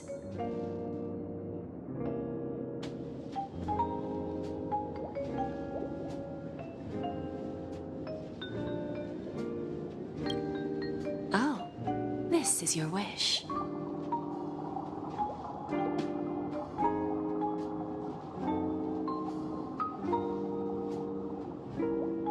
Sounds simple enough. Very pragmatic. Then, let's discuss the cost. To fulfill this wish, the thing I need is simple. The tail of an animal. Well, it's a two-legged animal with black fur, a round head, and long ears. It's omnivorous and is prone to mood swings. Most importantly, it has mastered the human language and can communicate. Bring its tail to me as collateral, and your dreams will come true.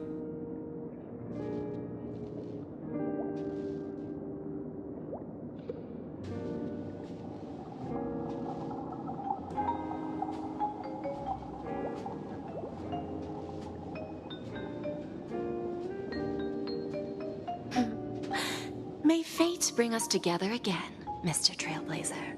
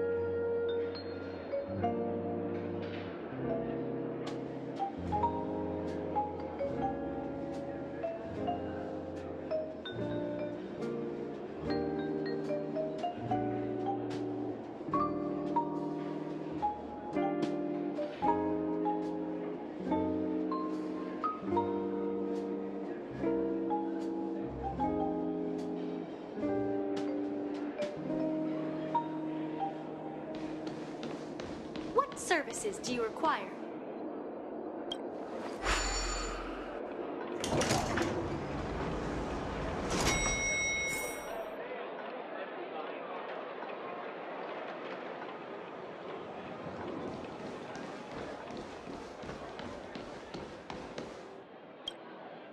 We meet again, my dear friend.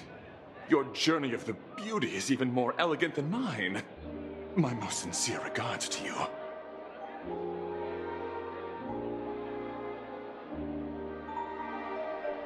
Even after achieving such remarkable feats, you remain humble and gentle. Such is the true mark of knightly grace. I have heard of your valiant deed in leading others to vanquish the omen of evil, though the tale bears a tinge of regret. You have undoubtedly championed beauty and justice. May Adrilla smile upon you.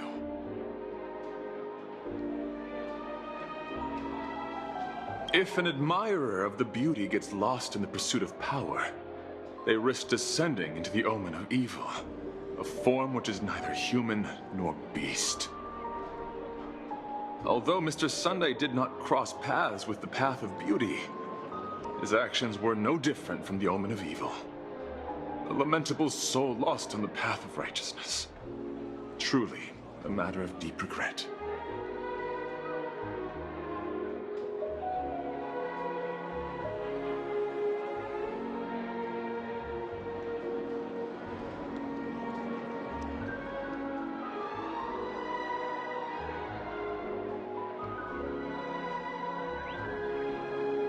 I'm ashamed to admit, Anna's dream was too realistic. I couldn't bear to bid farewell to a fallen friend who had long turned into a beast. I lingered in that illusory dream for far too long. His voice and smile were too vivid. I didn't pass the trial of beauty this time, spending too much time in self-reflection over my own hesitation. Yet, I wish for Adrilla to remain my beacon. A banner for me to strengthen my determination for the beauty.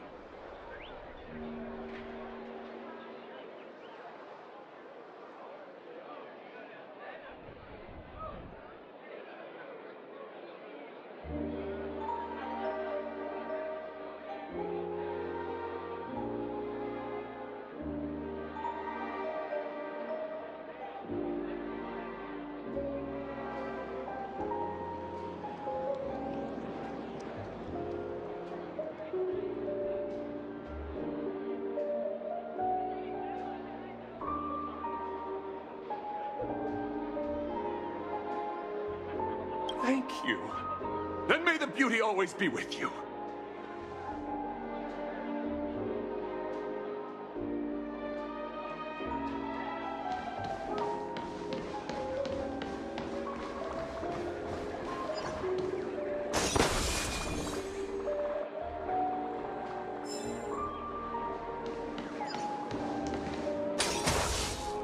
The festival hasn't started.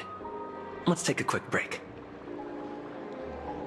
Hi, we meet again. Who's that? It's really you!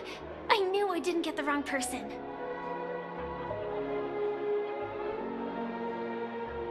Yes, it's just I didn't get the chance to say hello. There's still some time before the Charmony Festival starts. Do you want to chat?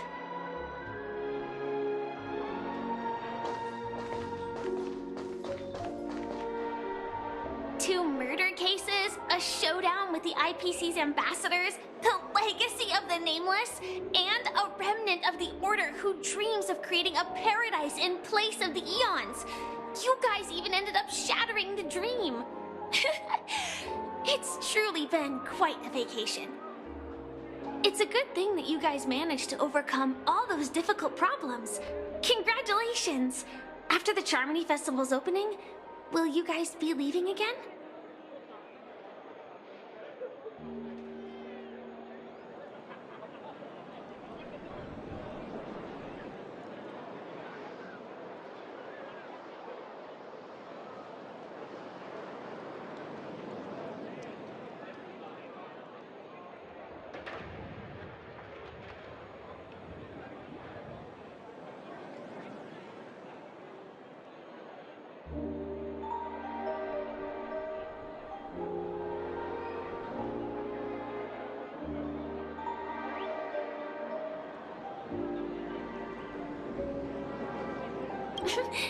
There will always be somewhere.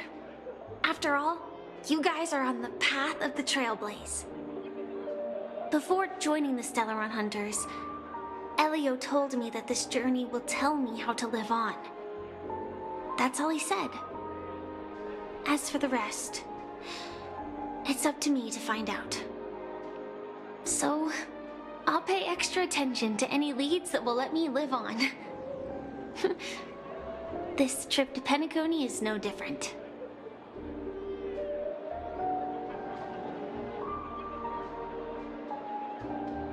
Yes, sadly I was looking in the wrong place. But I did reap some rewards. Do you know Miss Jade from the IPC's Strategic Investment Department? Lana Jade Exchange belongs to her. She told me her price, but...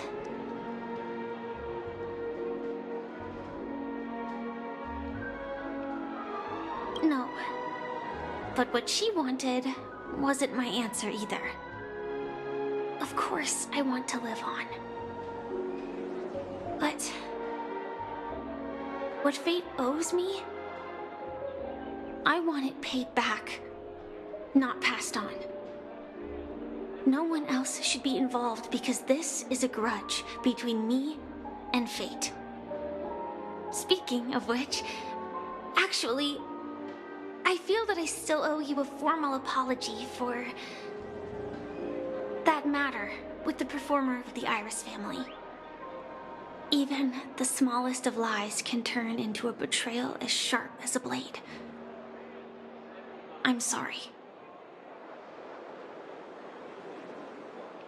It was an emergency, so I never had the chance to formally apologize to you. And admittedly, I was the one to blame. To me, hiding is much easier than being honest. Yet, I still want to try expressing my emotions as any ordinary person would. It's that girl! Get moving! Arrest that criminal before the Charmony Festival's opening ceremony starts! I can't believe they've chased me this far. Looks like we have to say our goodbyes. Don't worry about me, just go and enjoy the ceremony. The script hasn't reached its end yet. We will meet again.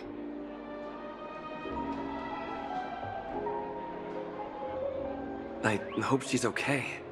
But if it's only those two hounds again, she'll probably be fine. I'll send a message later to check in on her. Let's go attend the Charmony Festival first.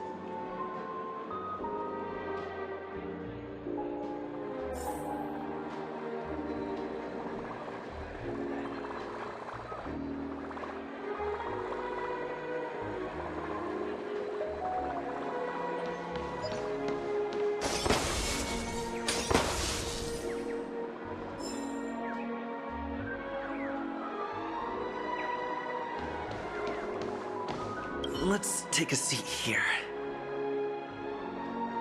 Everything is settled. But there's still some time left. Maybe I should take a walk?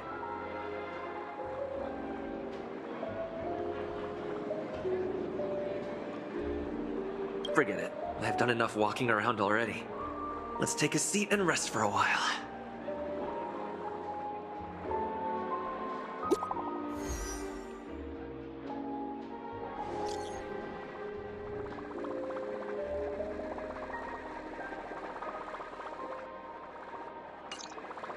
Looks like I don't have to worry about her. Let's wait for the opening ceremony to start.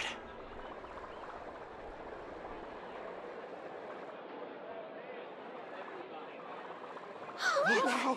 It's Miss Robin! Hey, Miss Robin! Hey, Miss Robin! Over here, Miss Robin! Miss Robin! Miss Robin, look! Miss Robin! Glory to the family! Miss Robin! Glory to the family! Glory to the family! I'm your biggest fan, Miss Robin!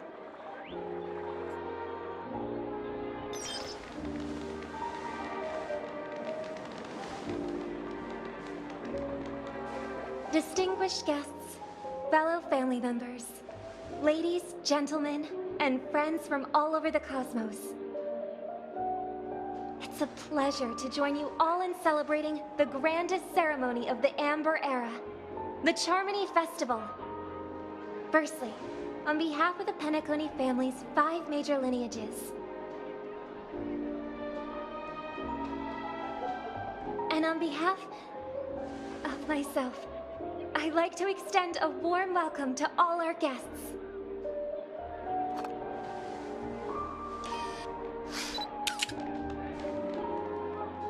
As you all may have noticed, this year's Charmony Festival is far from regular. Thanks to the efforts of everyone, the celebration is unprecedented in scale, with factions from across the cosmos in attendance. Not only that, the customary opening ceremony held at the Penacony Grand Theater has now moved to the Radiant Feldspar, the very airship you all stand upon. We invite you to express your warmest applause and deepest appreciation for OT Alfalfa, head of the Alfalfa family, for his selfless devotion to the Harmony's cause.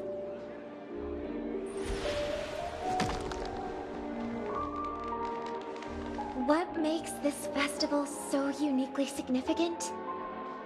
As is widely known, the Radiant Feldspar had to halt its voyage due to an anomaly in the Sweet Dream, sparking widespread discussion in the 12 Hours. Thanks to the hard work of Penacony's internal and external factions, we've finally gotten the Dreamscape back on track, just in time for the Charmony Festival. And as they say, good things come in pairs. The Charmony Festival not only celebrates this achievement, but also marks the relaunch of the Radiant Feldspar. And finally, the last reason. Does everyone remember the Watchmaker? In truth, the family has poured their efforts into this festival just to commemorate this legendary luminary. The father of Penacony, Mikhail Chard Legwork, one of the legendary Nameless who laid the foundations of Penacony.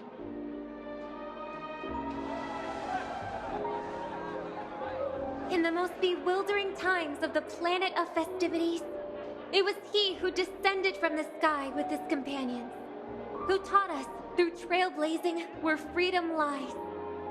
It was also they who led the vanguard in the pioneering of the Dreamscape, in exchange for what is now known as the Paradise of Harmony.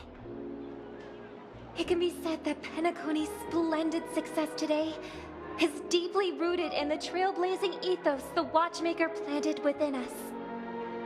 Only by honoring this trailblazing spirit can we fulfill our mission and spread harmony to a broader audience. Aw, that's so nice of her. She's talking about us.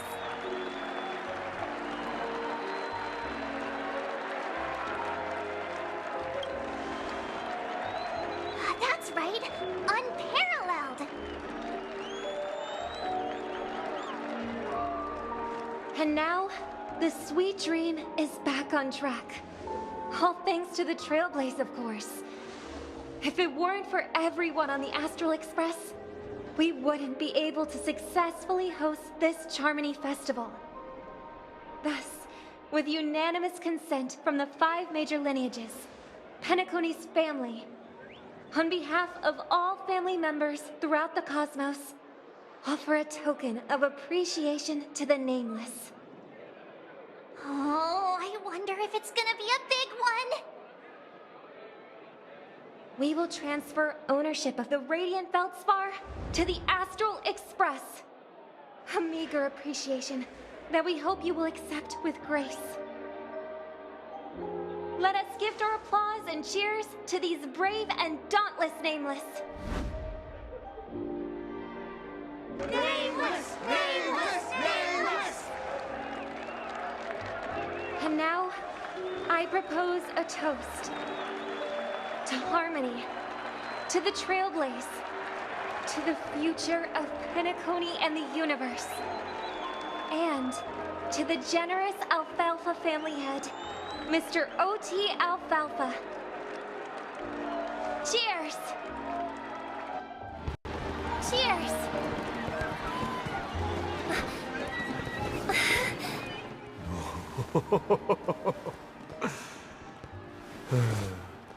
To make a decision like that. This little bird is no less capable than her brother. All's well, all's well. Right. But have you forgotten someone, my gray-haired friend? I put a bomb on this ship. You have 10 minutes to find it. Better hurry. When did this get shoved into my hands? There's still so many bombs. Now's not the time for the plot payoff. I can't handle this alone. Time to create a group and inform everyone.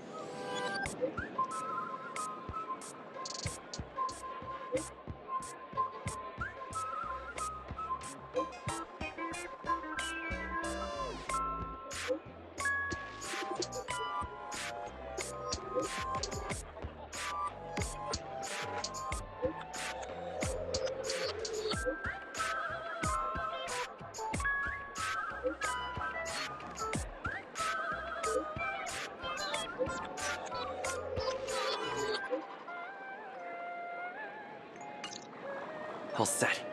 Let's start following the plan.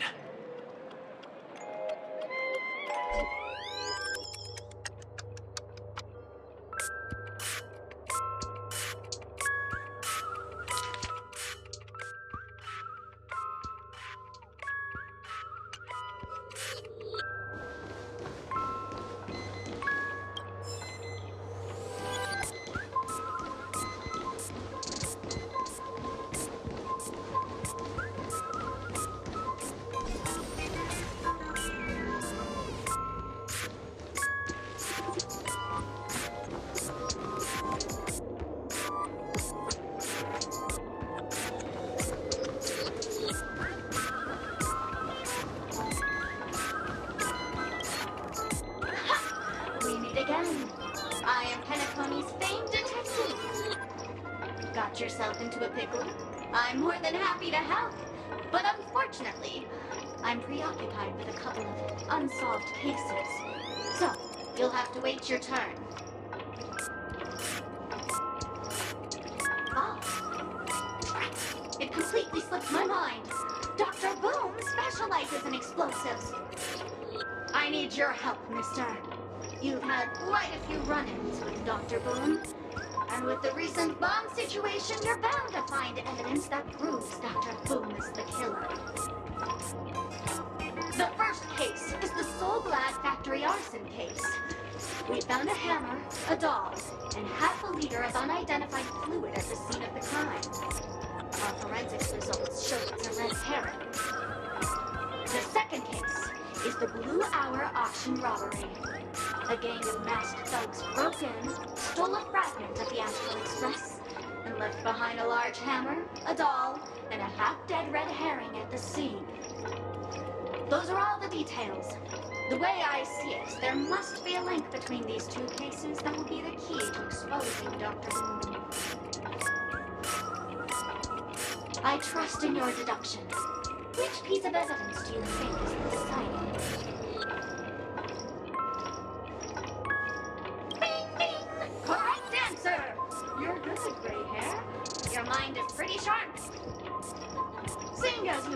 so much effort, I'll throw you a bone. The bomb's not here. This is only a prank I've craftily set up. Hurry, time's running out. You better find that real bomb quickly.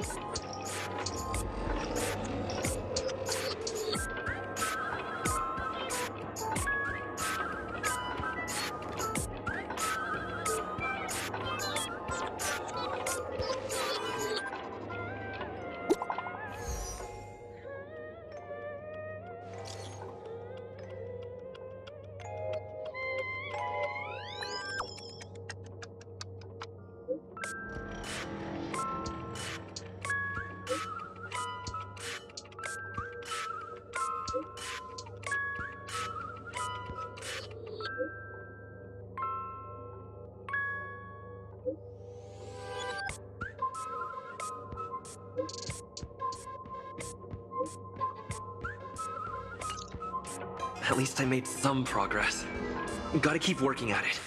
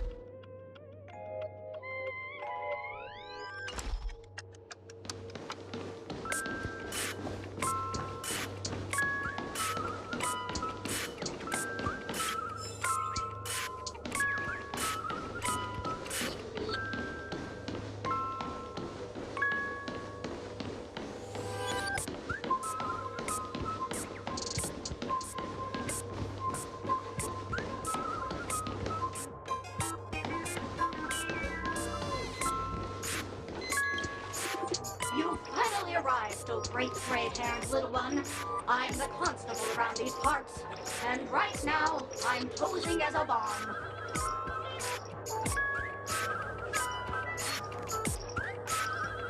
You don't like it? Fine. I'm now the bomb demon then. Satisfied? If not, you'll just have to make do. Alright, now that you've found me, it's my turn to complete my mission. Next, I'll count down from 5, and then explode! 5, 4, 1.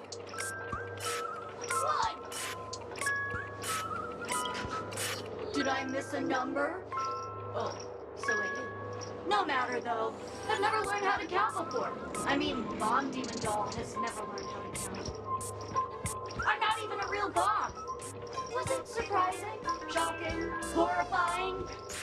No? Really? Fine.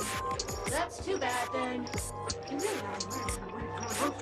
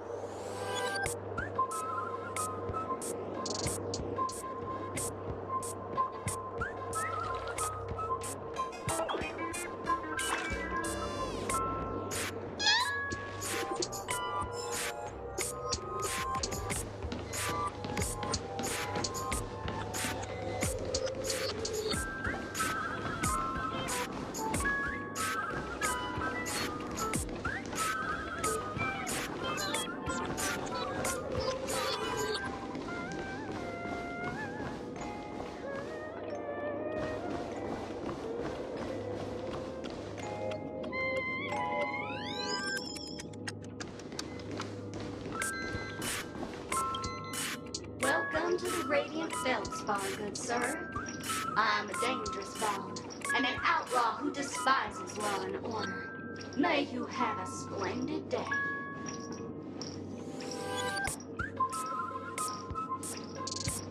I'm not, but so what? I'm still crazy and dangerous. In case you don't believe me, allow me to show you. Go fudge yourself, you muddle fudger! To be frank, I didn't become an outlaw because I'm a fudging bomb. It's because I'm the fudging owner of an ancient, mad, forbidden curse. Care to experience it? I can chant it for you. But Miss Sparkle won't be responsible for any of the consequences.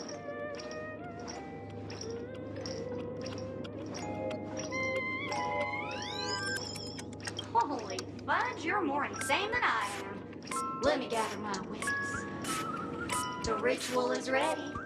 Perk up your ears and listen closely to the most ancient rhyme of fear etched into the very fudging genes of humanity. Boomska, boomska, little sparkles! Boomska, boomska, little sparkles!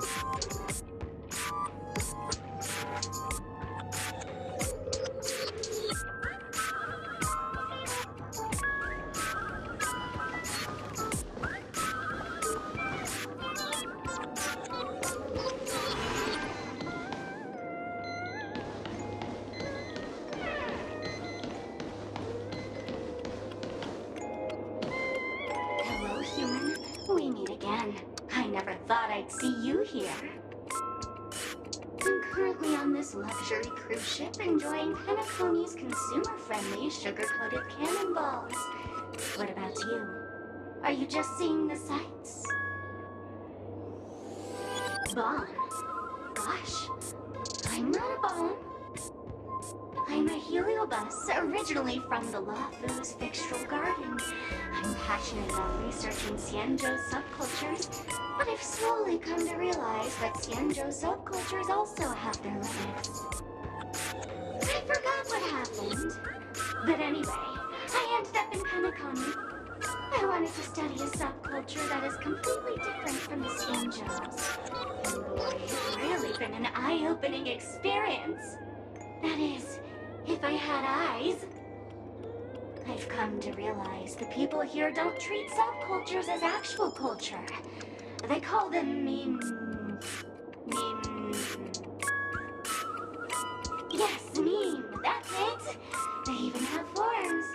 I'm good friends with a meme with sharp teeth and claws. It's very interested in the Xianzhou Vidyadhara culture. I gave it a Xianzhou name, and it was delighted. Oh, speaking of which, I should go and look for it. Mimi the monster has an explosive temper, and it's never been very patient. I hope you can find a real sugar-coated cannonball, I mean bomb. Bye-bye!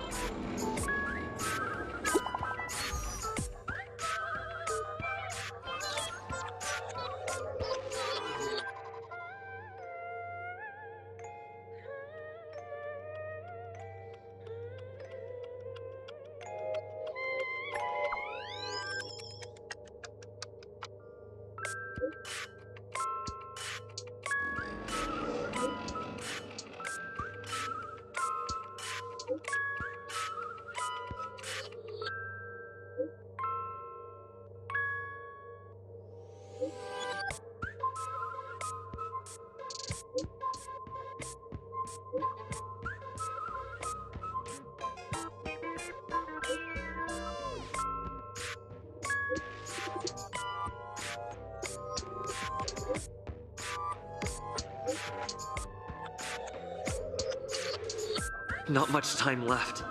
I hope I make it.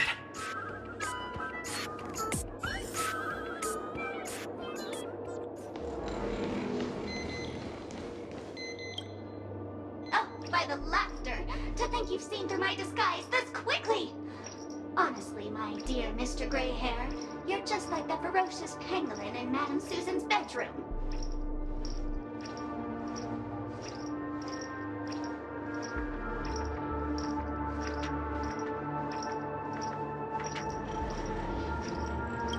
How shameful!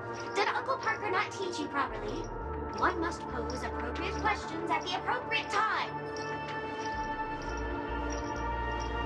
I'm on to you. You're here because you accepted bribes from the duplicitous and corrupt leader of that Sparkle Gang. The scoundrel who wants to become mayor of Sparkle City. Blazin' Bro! This evil city has fallen into depravity. As the sheriff doll, I cannot idly stand by and do nothing. And now, only this imaginary neutron bomb can completely cleanse Sparkle City of your ilk. If you wish to defeat me, you'll have to face off against the Great Sparkle's dogs. They're my fiercely loyal companions, and you'll never defeat them.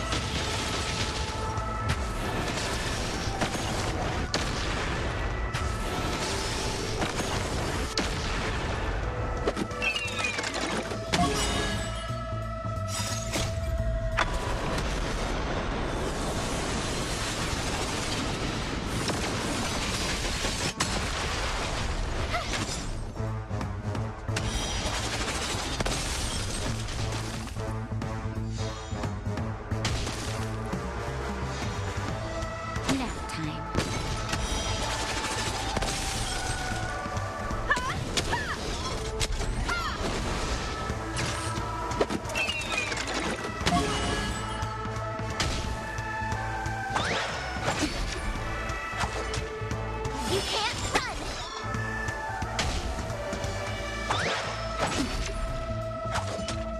Try that again!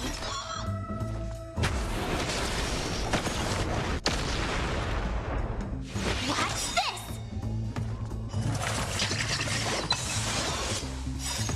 Check out this awesome move!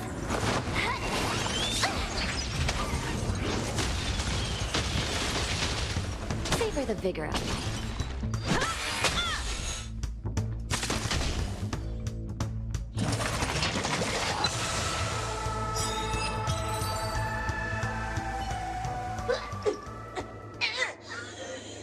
To think I was defeated by the despicable underling of Blazin' Bro. You'll never get away with this. Because I'm just an adorable doll. Not some imaginary neutron bomb.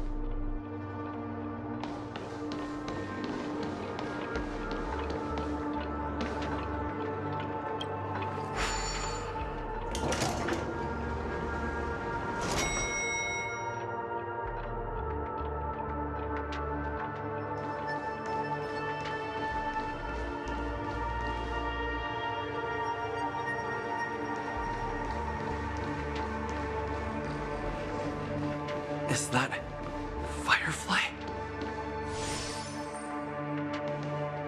28 minutes, 46 seconds. 28 minutes, 45 seconds.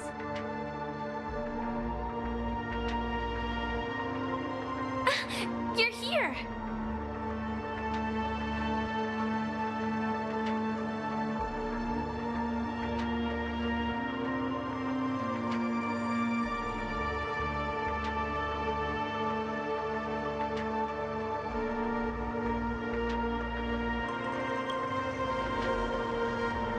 The Masked Fools? Huh. So this really was their doing. Since you're here, I'll just keep it short. Just over half an hour ago, I received a message from an unknown sender and rushed here as soon as I could. 27 minutes, 52 seconds. 27 minutes, 51 seconds. The Sweet Dream has lost the protection of the Order. If it were to blow up here, the consequences would be unfathomable. I've scrutinized it for a long time, but the bomb's design is incredibly unique, as if it's been locked by some mysterious path force. Apart from its creator, I fear no one knows how to deactivate it.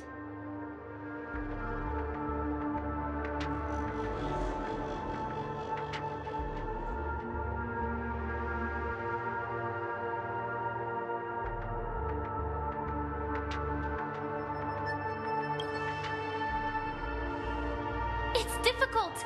Time is running out, and she's a master of disguise. And even if we catch her, she won't come quietly.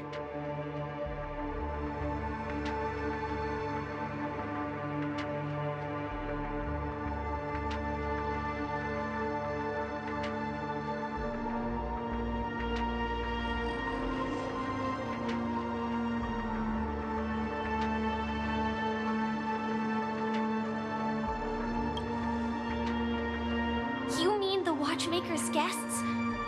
That's a pity. Based on my experience, I don't think any of them can turn the tide on this situation.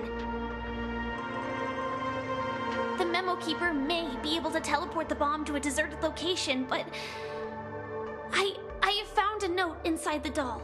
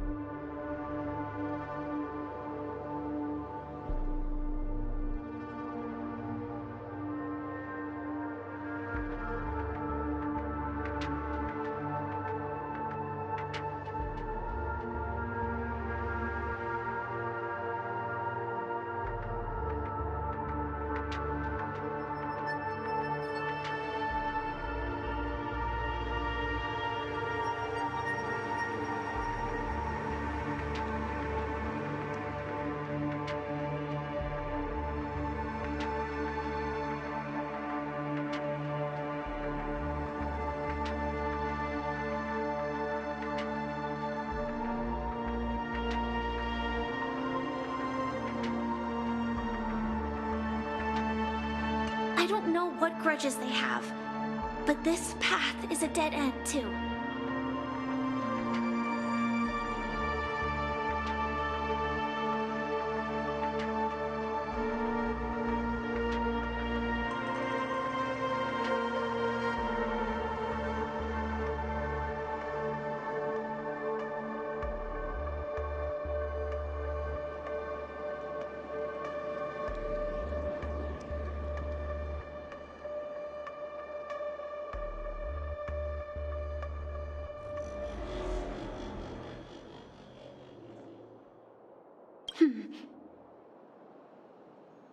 Actually, there might be another way. Do you still remember? The script said that I will experience death 3 times in the Land of Dreams. I think this moment heralds the 3rd time.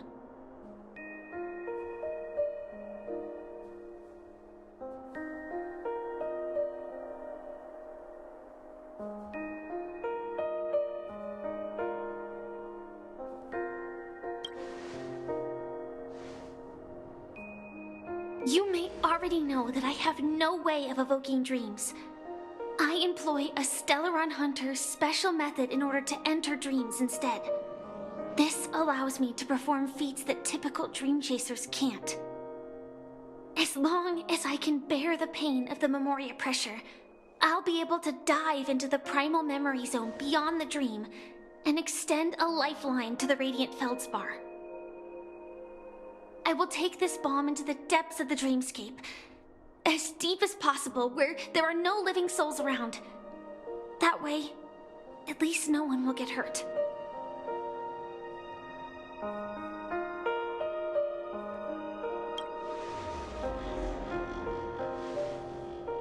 Don't worry. I believe that this Firefly armor will be enough to take me to where I need to go before the countdown ends. And maybe even make it back safely. At present, this is our best and most logical course of action. After all, a long story deserves a happy ending. I have some words to share with you, though they were spoken to me by Miss Acheron. She said that the so-called impossible is merely something that is yet to happen. At the moment, there are so many things that seem impossible. But are they really never going to happen? Maybe it's just that the moment to disprove these impossibilities hasn't arrived yet. Whether it be a literal ending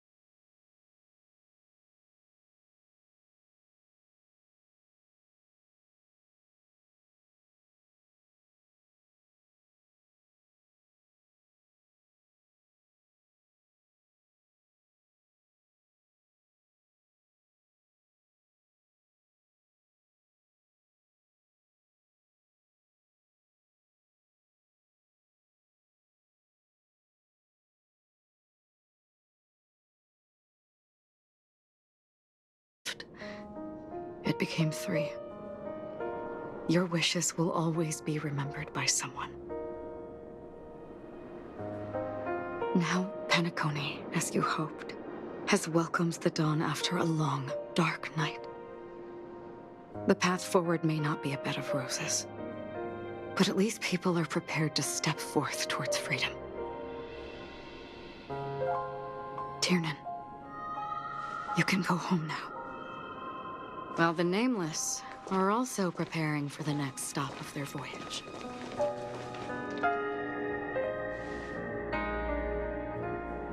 But before leaving, we still have one last thing to do.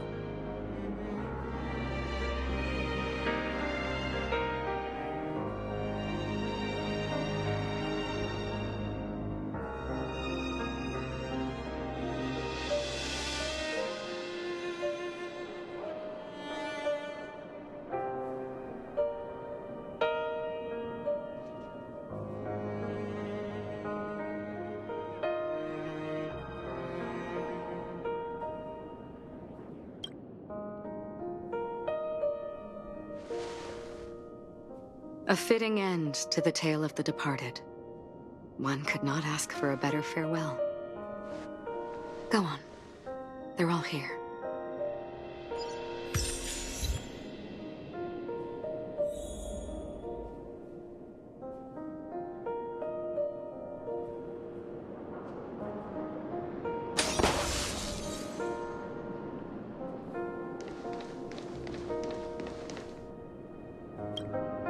Honestly, when I heard the conductor's request, I was pretty surprised. The Nameless. Those who trailblaze, doing good deeds but never seeking recognition. After all this time, how would we even find those 3 people in such a vast place like Penacony? But it seems, in the land of the dreams, anything is indeed possible. History may not remember the names of the dead, but the stars will attest to their journeys. The first glimmer of light in the prolonged night often illuminates little, as it is fleeting in the darkness too vast. But because of this, people will remember. As long as something shines in the night sky, then when the first star falls, countless more will follow, streaking across the horizon. Brooklyn Tiernan, Rosalina, Jay, and Estella, we raise a toast to you, trailblazers of the Silver Rail. A toast to history that no longer remains silent. The passionate and courageous pursuit, and a voyage that traverses the stars.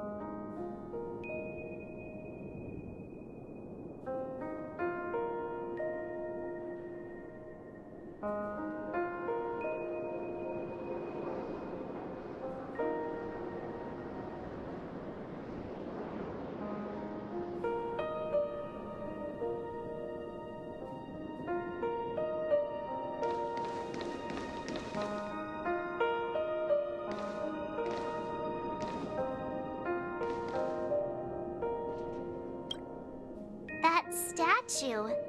It wasn't here last time. Looks like this is the last riddle that Mr. Gallagher left for us.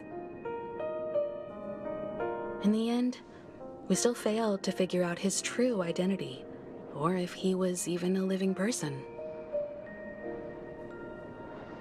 What should I say? I mean, this guy is definitely a history fictionologist, all right. I'm suddenly reminded of the time at the theme park when he said he was only 13 years old. Could that have meant something too? Either way, he's an enigmatic character for sure. At least our journey together in Penacony was real enough. And his loyalty and love for this land must have been real too, right?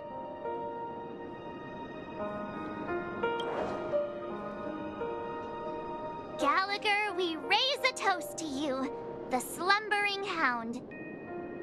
To the festival's invitation, to all lies and the singular truth. If we ever meet again, please don't talk in riddles.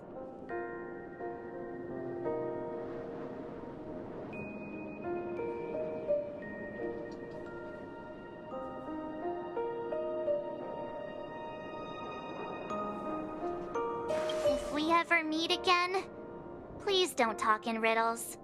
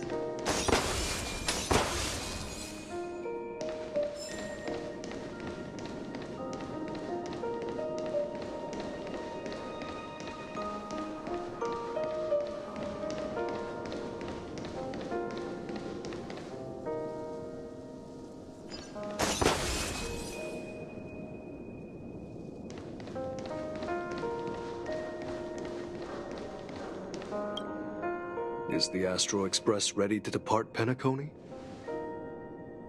Apologies, Mr. Mika, that we are only now bidding you farewell. Oh, that's all right. You've all done so much for the Watchmaker, and we are forever indebted. Allow me, as the representative of Dreamflux Reef, to make another toast to all the nameless. What will the people of Dreamflux Reef do now? Many will continue to live here. Those accustomed to being awake will mostly have a hard time getting used to a life of darkness with their eyes closed. Though the order has faded, there must be someone to watch over this primal memory zone. Penacony's nights are long, and there are many who are still far from a good night's sleep. As for the sweet dream over there, we're still managing without it, aren't we?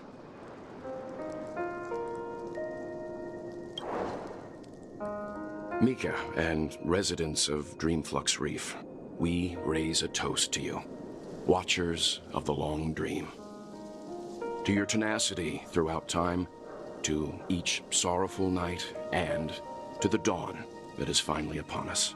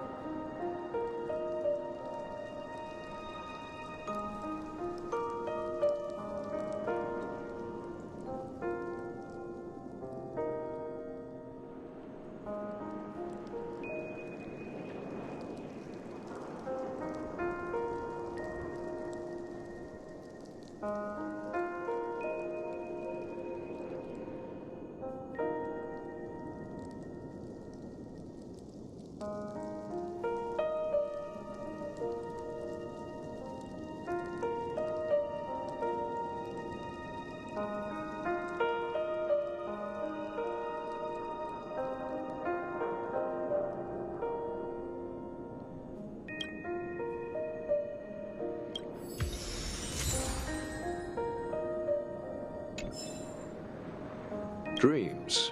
Well, this is how they're meant to be. Plain and simple.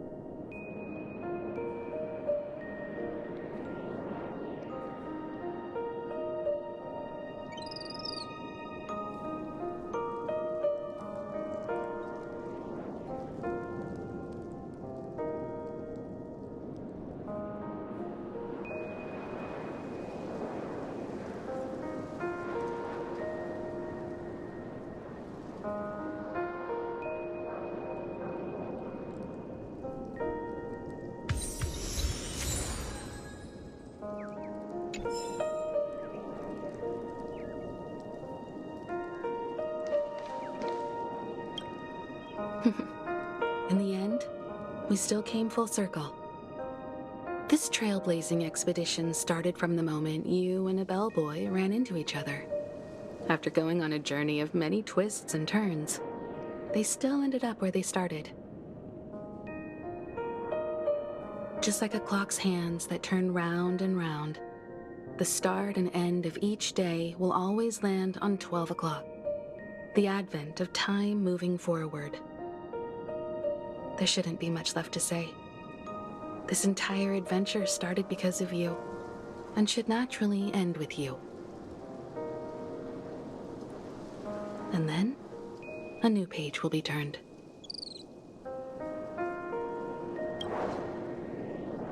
Mikhail Char Legwork, we raise a toast to you, watchmaker of the land of the dreams, nameless of the Astral Express. To Penacony's past, present, future, and the child's unwavering dream unto death. With that, our duty as nameless should be complete, right? The trailblaze can illuminate the way. But ultimately, the future of a world belongs to those who live in it.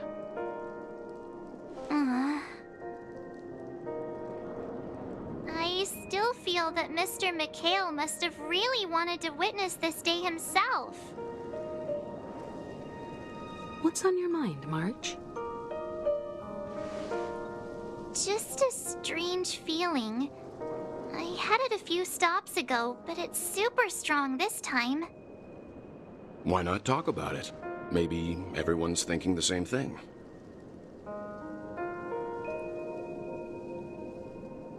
I can't help but think that whether it's Mr. Mikhail, Mr. Tiernan, or Madame Rosalina, their lives must have been long, and they must have experienced plenty of stories. They were also young once, stumbling and bumbling around just like us, getting into scraps and mischief, that sort of stuff.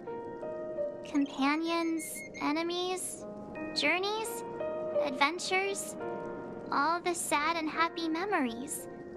The everyday that we're used to, they've lived through them too. But those things are all in the past.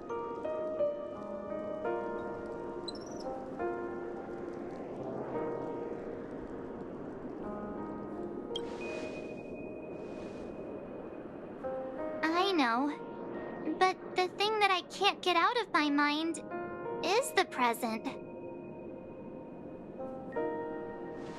It'll be easier to understand if I use an analogy. Like when you're reading a book. If one of its characters keeps running into obstacles and experiences an ending full of regrets, we're bound to feel a bit mixed about it, right?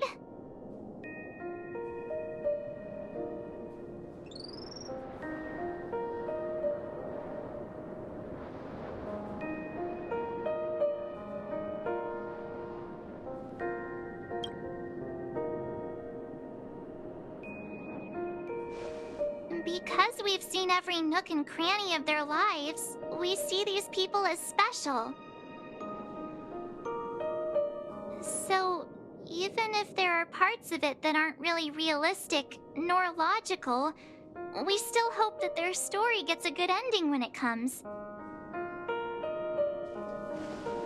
But what if they and we aren't really that special? When Mr. Mikhail sat in this chair, waiting for the Astral Express to arrive every day, what was he thinking? And if, at the end of his life, he could still firmly say he had no regrets,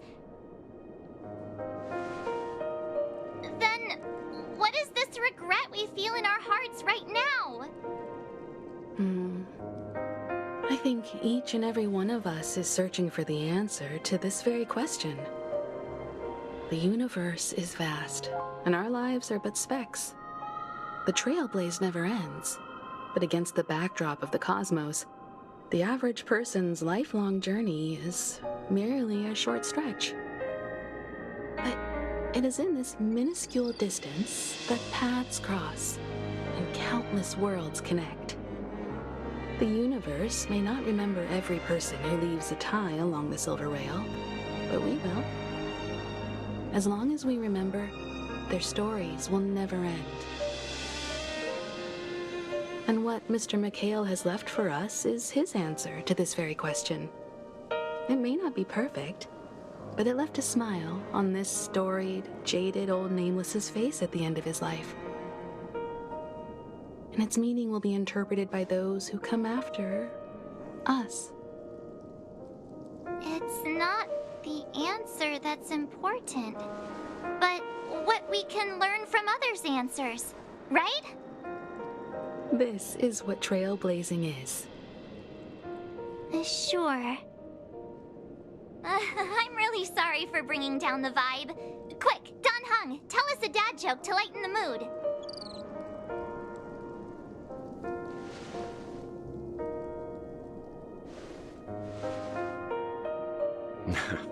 It's never a bad thing to reflect.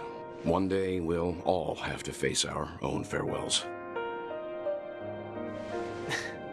But before that, we still have a long way ahead of us together.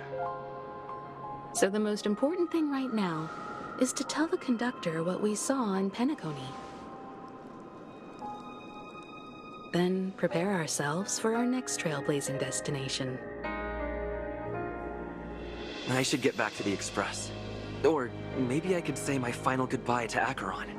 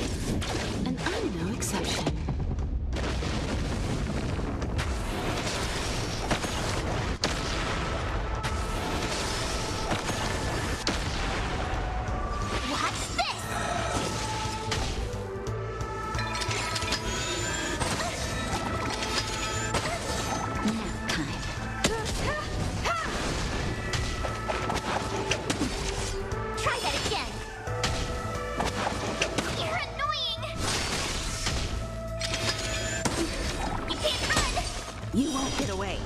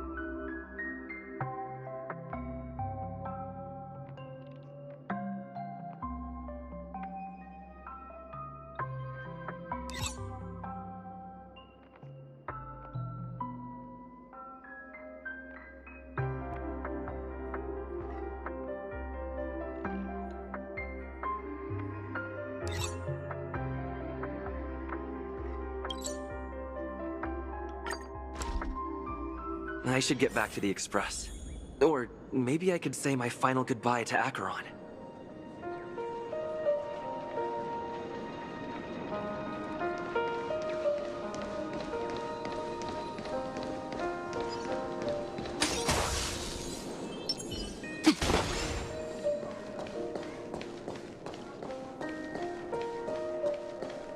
Come.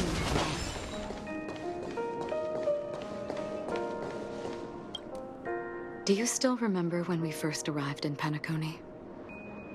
Who would have thought our paths would cross in such a way?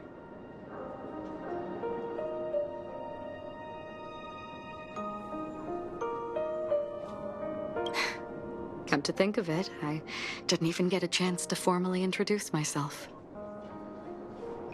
Simply put, I'm a self-annihilator who was cursed by the Nihility. My hometown was destroyed a long time ago, and the whole world was erased beneath their shadow.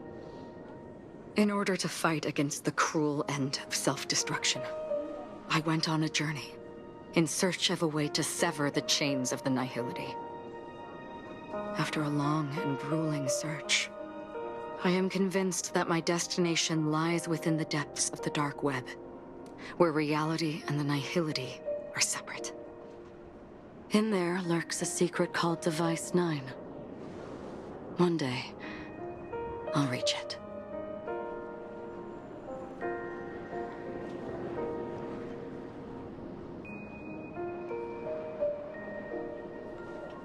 The ocean of stars is vast, and given our destinations, I'm afraid our paths may not cross again. But the trailblazing expedition ahead is always full of unknowns, and my blade is sharp enough to sever fate. As long as we maintain our original resolve, I believe there will come a day where we will meet again.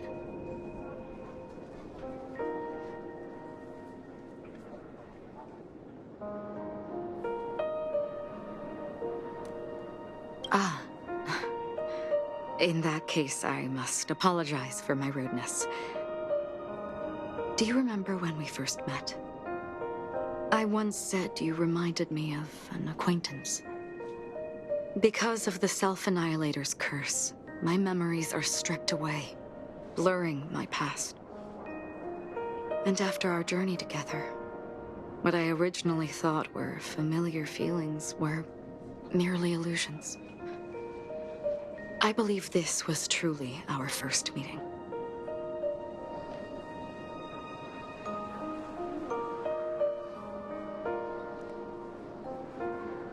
What do you mean? It's improbable that you've crossed paths with my past self.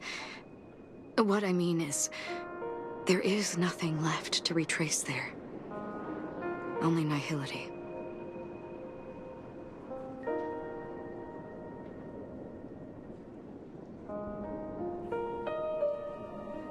I see. You've also had a similar experience? Then you should know that this me and your memory of me are not the same person.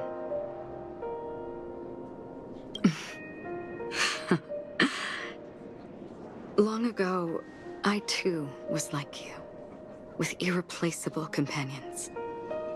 We also embarked on journeys, making the best choices we could, whenever we could. Unfortunately, we didn't achieve the outcome we wanted. But moments like this make me feel like they never even left. In this universe, there exist countless worlds that are similar yet different, and countless people who are alike yet distinct. I too have wandered alone, encountering acquaintances on strange worlds, seeing their silhouettes overlap with my past. In your opinion, what does this déjà vu mean?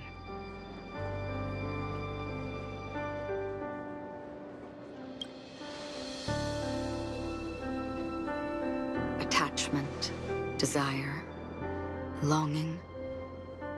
They may all be right, but they are all incomplete. I believe it's not something external, but something that originates within us. An emotion that traverses time from a certain moment of our past to reach us. Perhaps it's a source of warmth and happiness. Or maybe it brings pain and sorrow. Each time we reminisce on our past, we always seem to notice a tiny but unforgettable instant that we left behind us, along with certain other things that remain constant throughout. That is a summary of our lives, encapsulating everything about us in these moments. Proof of our shared path. Within them, we glimpse our own essence, and thus, we truly exist. Just like everyone in this story, hurtling onwards along the path of destiny with passion and courage for the things that breathe meaning into their lives. Set forth on your voyage without hesitation, Nameless, on the path of the Trailblaze. Even if the ending has been predetermined, that's fine. There are countless things that humans cannot change. But before that, on the road towards the end, there are still many things that we can do. And because of this, the end will thus reveal a completely different meaning. This is the meaning of journey. All those things, beautiful before, are still so now.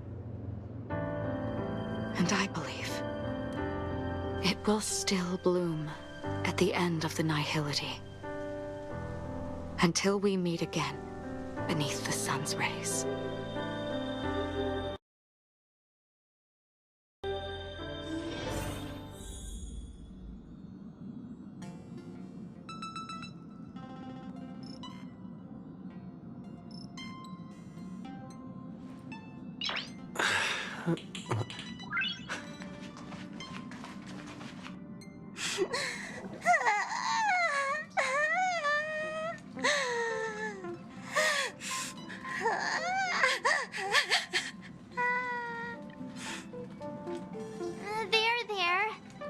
Chin up, Pom-Pom. Don't be sad. Don't cry. Wow. Your method of consolation is truly unsophisticated. Still better than just standing there like a scarecrow.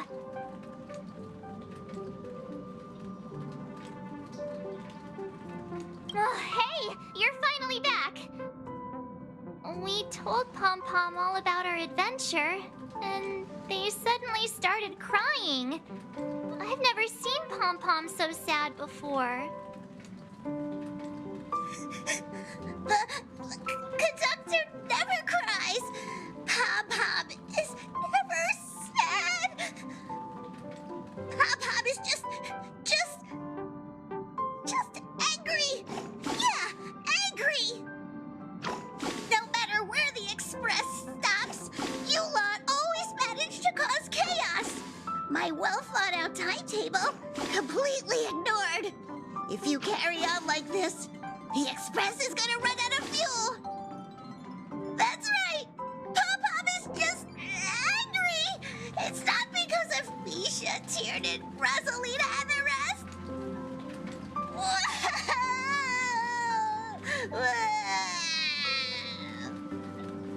It's okay. Oh, Pom-Pom, just let it all out. Everyone, could you all take a break in the next car? Don't worry. I'll stay here with Pom-Pom. But... Let's go, March.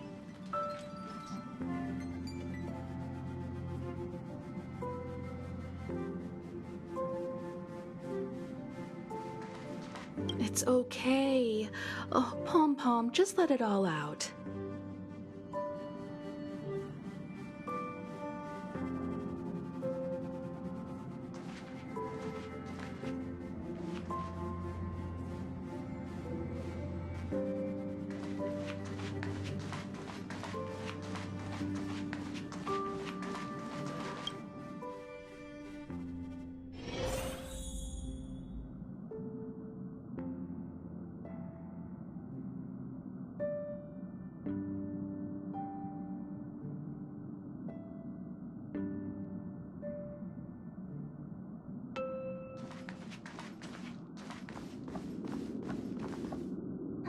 never expected Pom Pom would be so distraught. Those three nameless must have meant a lot to Pom Pom. No one knows exactly when Pom Pom boarded the Express, but one can surmise that their journey has been filled with many hellos and goodbyes. Probably more than we can imagine. The fact that they're crying so hard is probably a good sign. It proves that Pom Pom's emotions haven't become dulled by the grind of time. They still deeply cherish every nameless who has boarded the Express and value every journey shared with them. Leave it to Himiko. When it comes to comforting, there's no one better on the Express.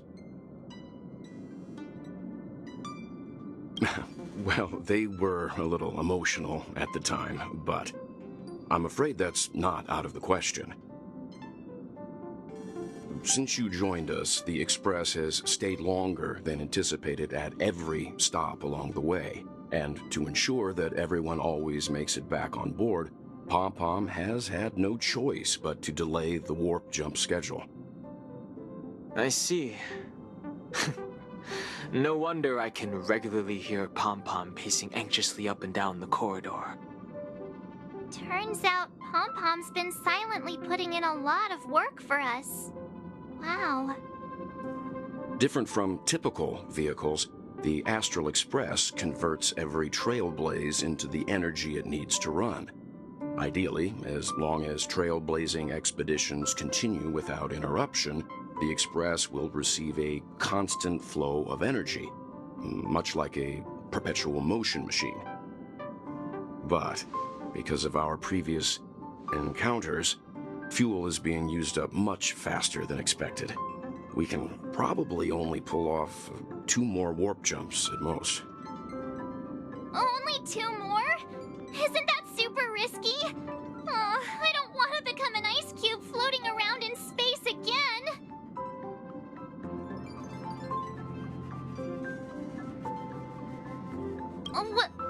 When you put it like that, doesn't actually sound too bad. But I don't even want to become an adorable ice cube floating around in space again. Which also means that we must prudently consider our next destination. Yes, I've already checked the astral charts. The 2 nearest worlds to us are the oceanic planet of Lushaka and the agate world, Melostanen. As for which one we're headed to, that still requires a vote. Or perhaps you might consider a suggestion. Everyone, we meet again. It's you! Why were you just in my room? It's a very cute room, Miss March. Just like you.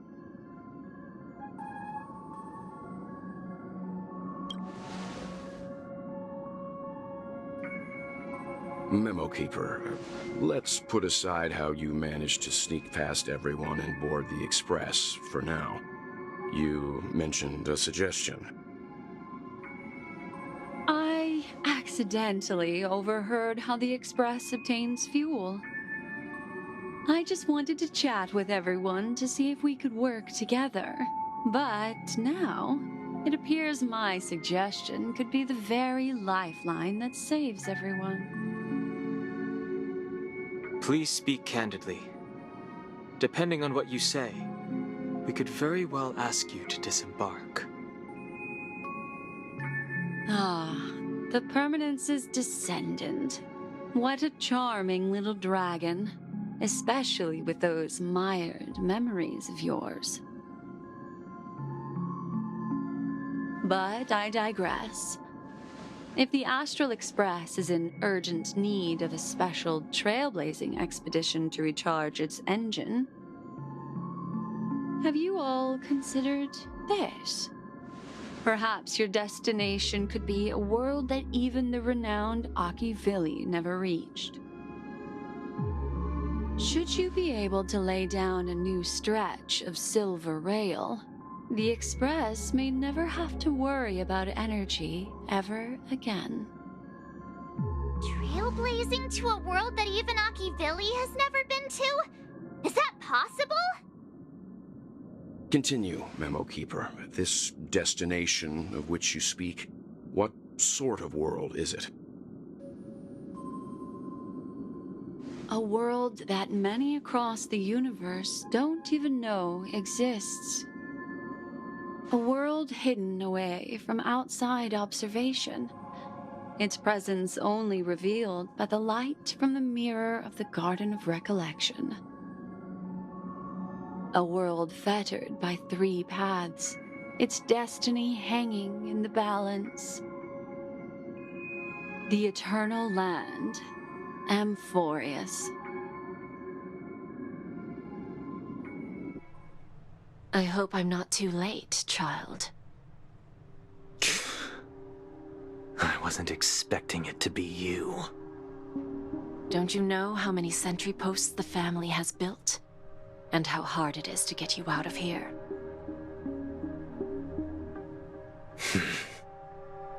Looks like my time's up. What do you mean? What time? Negotiation, interrogation, or death. My fate lies entirely in your hands, Lady Bonajade. The dance is done. Why bother with the compassionate pretense and give someone who's about to die the chance to talk? Despite your fall from grace, you still look well. I'm very glad to see that you're so full of verve. Do not insult my pride with half-veiled sarcasm. Have you specially come to see me, just to sate your vile vanity? Oh, of course not. I merely came to fulfill your younger sister's wishes. To offer you a generous trade. That is, if you're willing to accept. Robin? To build a true haven where everyone can attain peace. That's the oath between you siblings, isn't it? If I told you there was still a chance to realize this vow, would you be willing to talk to me then?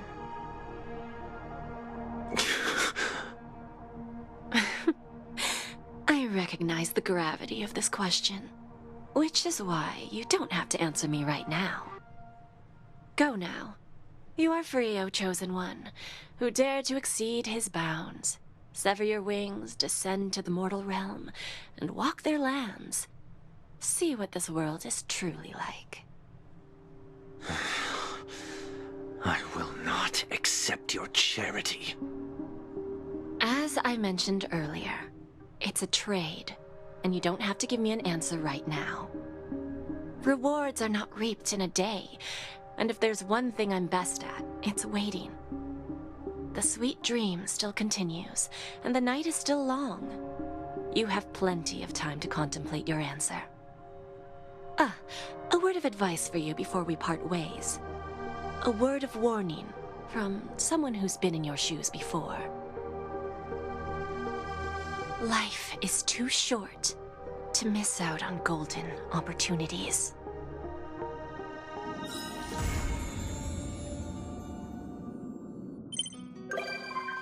Wrapped in biting wind, hearts will never bleed. Frozen and banished out of greed. In their restless dream, we try so hard to breathe. Pulses flutter and sting within this bleak air.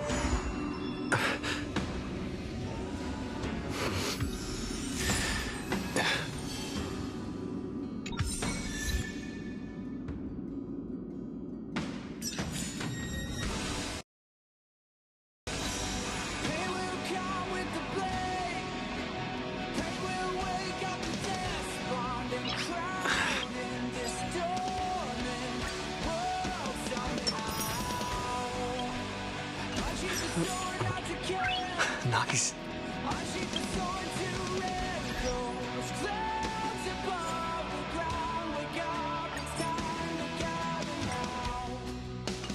The only warmth remains in hands clasped so tight. The only fire exists in brave hearts.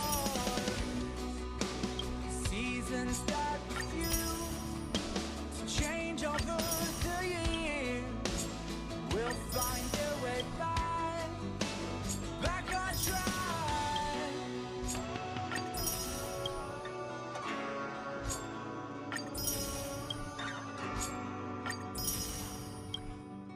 We made a choice, go fight against your fate. Pain will come with the pain. Pain will wake up the despondent crowd in this storming world somehow. Unsheath the sword not to kill. Unsheath the sword to handle. Clouds above the ground. Wake up, it's time to gather now.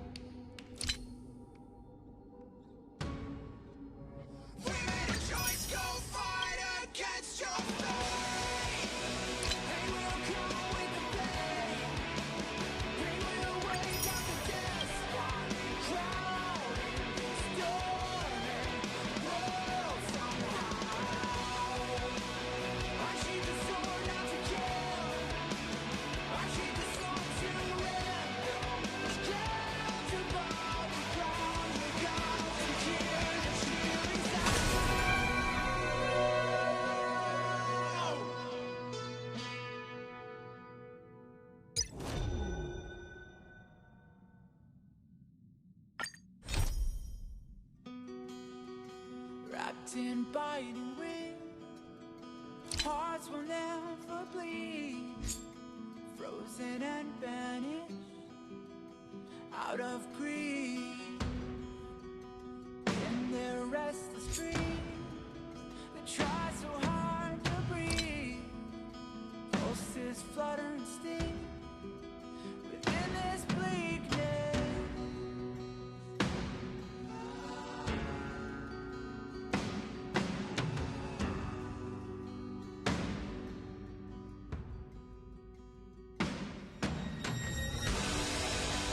Pain will come with the blade.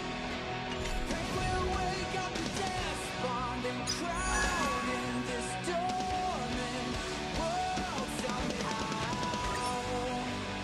Unsheath the sword not to kill.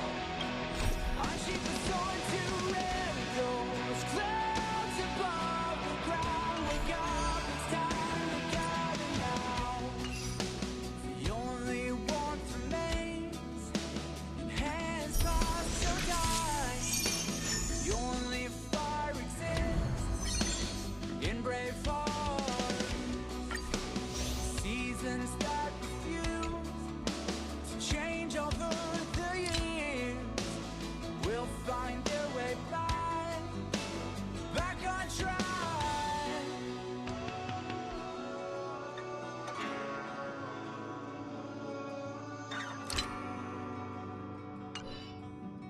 We made a choice, go fight against your fate. Pain will come with the pain. Pain will wake up the despondent crowd in this storming world somehow. Unsheath the sword not to kill. Unsheath the sword to end those clouds above the ground.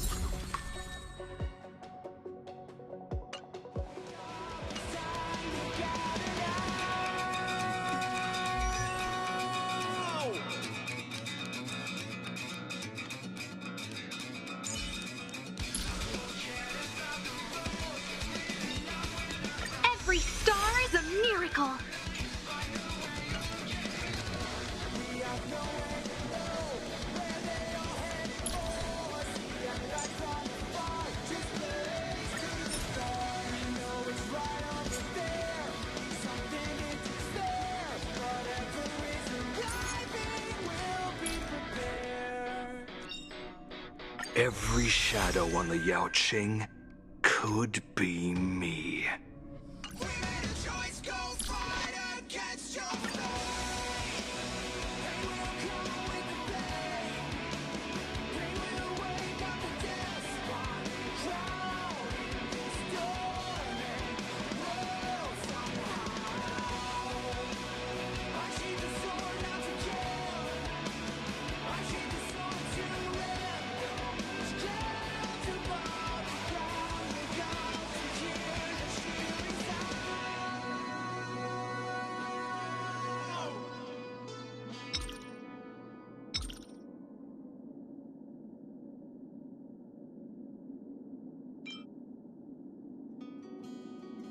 Wrapped in biting wind, hearts will never bleed, frozen and banished out of greed. In their restless dreams, they try so hard to breathe. Pulses flutter and sting within this bleakness.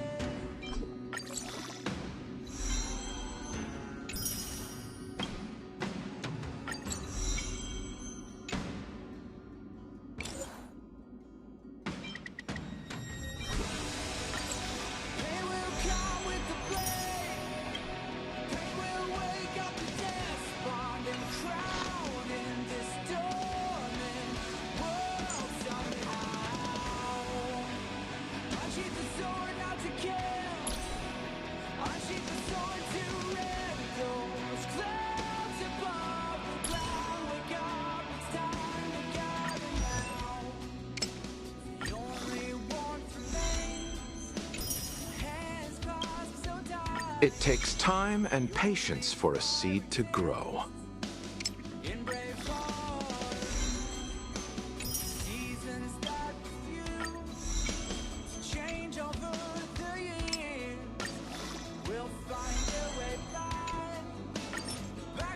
It takes time and patience for a seed to grow.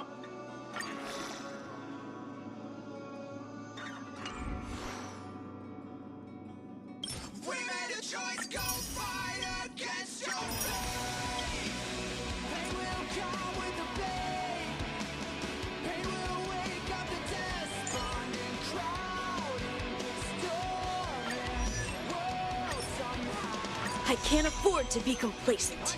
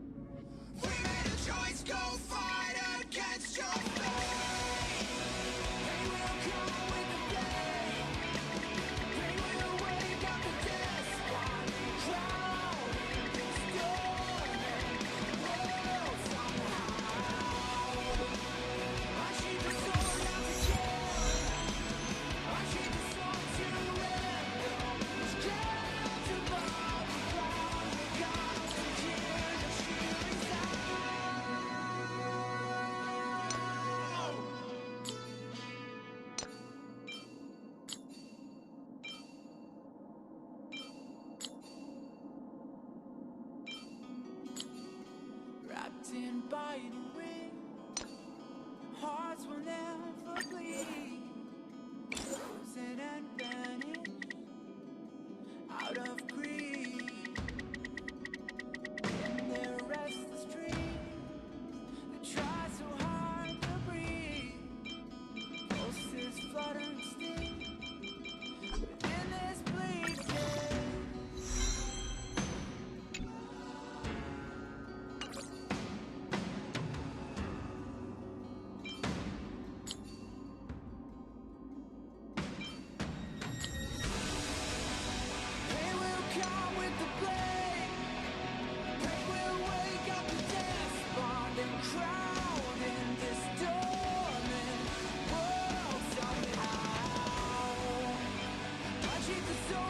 to kill. Unsheath the sword to rend those clouds above the ground. Wake up, it's time to gather now. The only warmth remains in hands clasped so tight. The only fire exists in brave hearts. Seasons that refuse to change over the years will find their way back on track.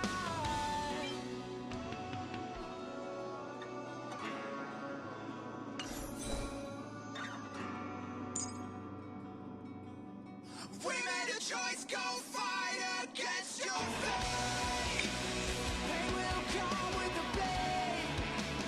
Pain will wake up the despondent crowd in the storming world somehow. Unsheath the sword not to kill.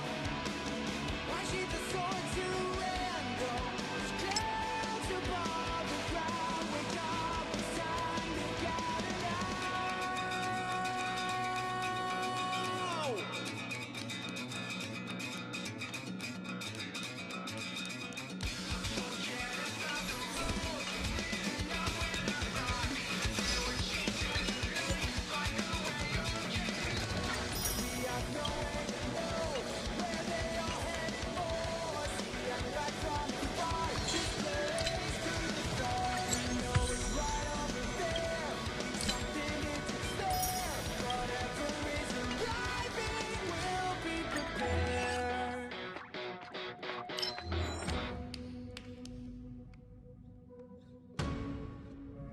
We made a choice, go fight against your fate. Pain will come with the blade. Pain will wake up the despondent crowd in this storming world somehow. Unsheath the sword not to kill. Unsheath the sword to rend those clouds above the ground. Wake up to hear the shooting sound.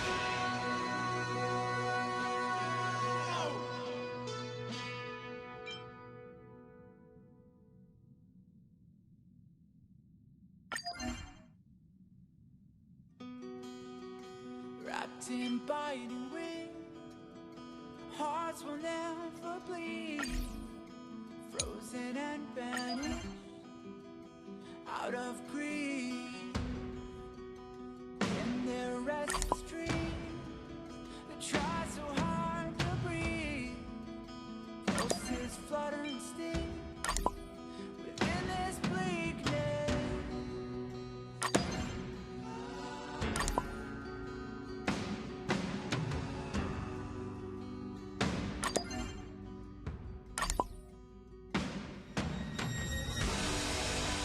Pain will come with the blade. Pain will wake up the despondent crowd in this storming world somehow. Unsheath the sword not to kill. Unsheath the sword to rend those clouds above the ground. Wake up, it's time to gather now. The only warmth remains in hands clasped so tight. The only fire exists in brave hearts. Seasons that refuse to change over the years will find their way back on track.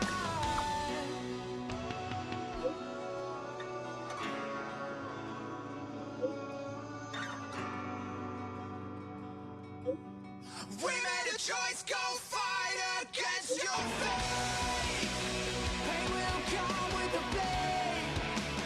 Pain will wake up the despondent crowd in this storming world somehow. Unsheath the sword not to kill. Unsheath the sword to rend those clouds above the ground. Wake up, it's time to gather now.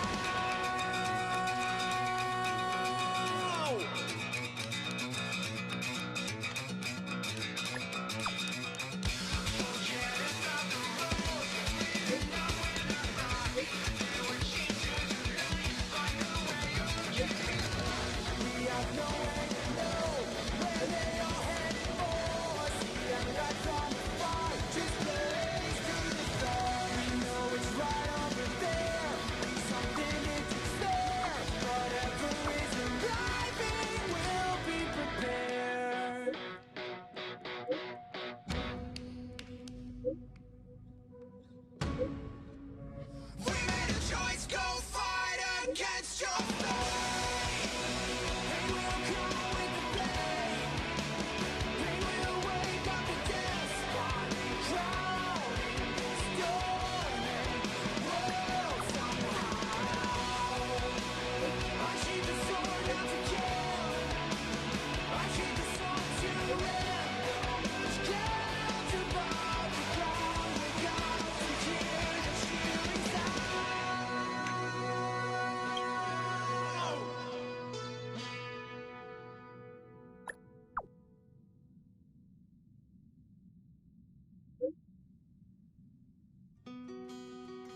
Wrapped in biting wind, hearts will never bleed. Frozen and banished out of greed. In their restless dreams, they try so hard to breathe. Pulses flutter and sting within this bleakness.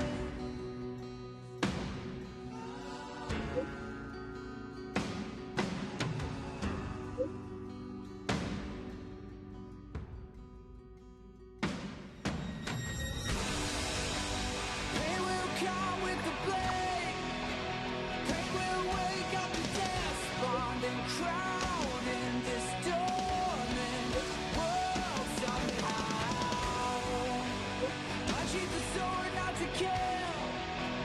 Unsheathe the sword to rend those clouds above the ground. Wake up, it's time to gather now. The only warmth remains in hands clasped so tight. The only fire exists in brave hearts. Seasons that refuse to change over the years will find their way back on track.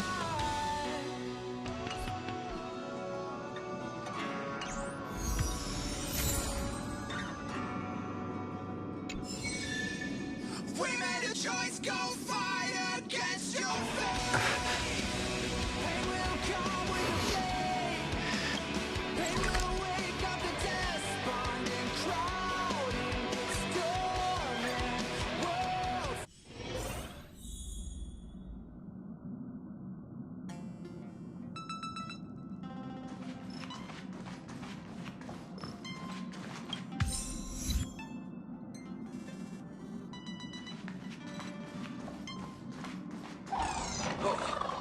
I'm never taking a bath again. My AI components are short-circuiting. Amphorius, the Eternal Land.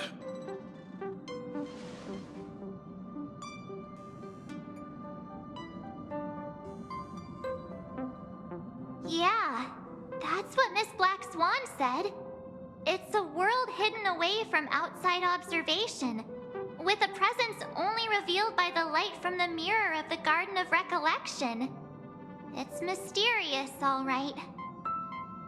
You haven't been with us on the Express very long. Will the journey be too much for you to handle?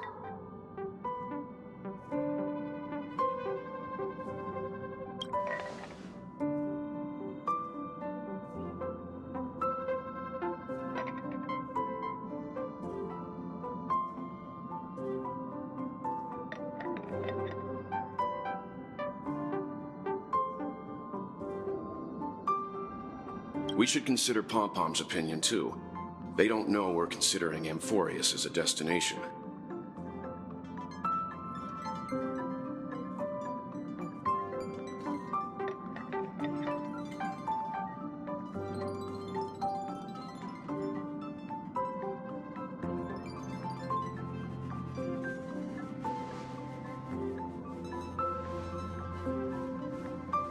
Yeah!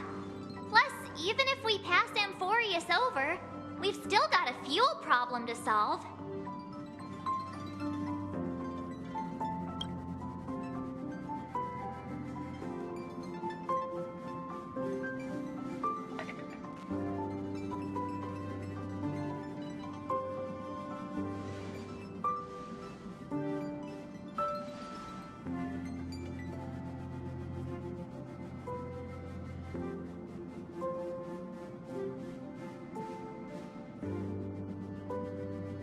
In other words, we won't be leaving Penacony anytime soon.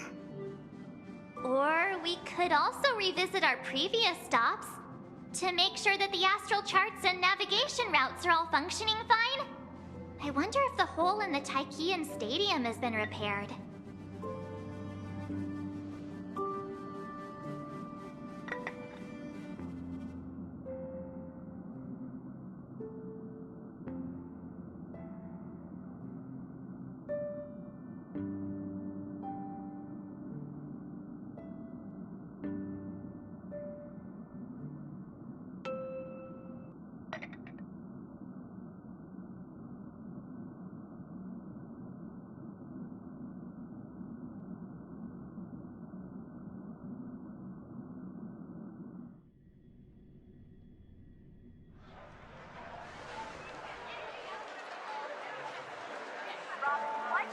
Creating chaos is also a means of maintaining social stability, if you ask me.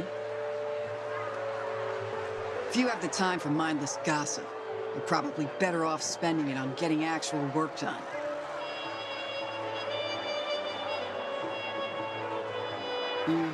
They say this is all part of ongoing investigations.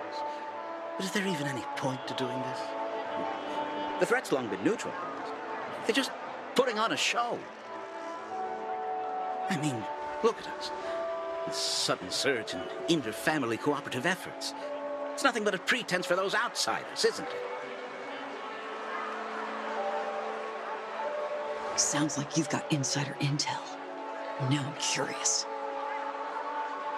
Are the stories going around true? Was the furor that broke out a while ago really a result of trouble within the Oak family? Those are some difficult questions. Didn't I just say that creating chaos is also a means to maintaining social stability? Now, who knows who's been fanning the flames? But there are a dozen rumors going around out there, each one more outlandish than the last. Oh, I've heard those.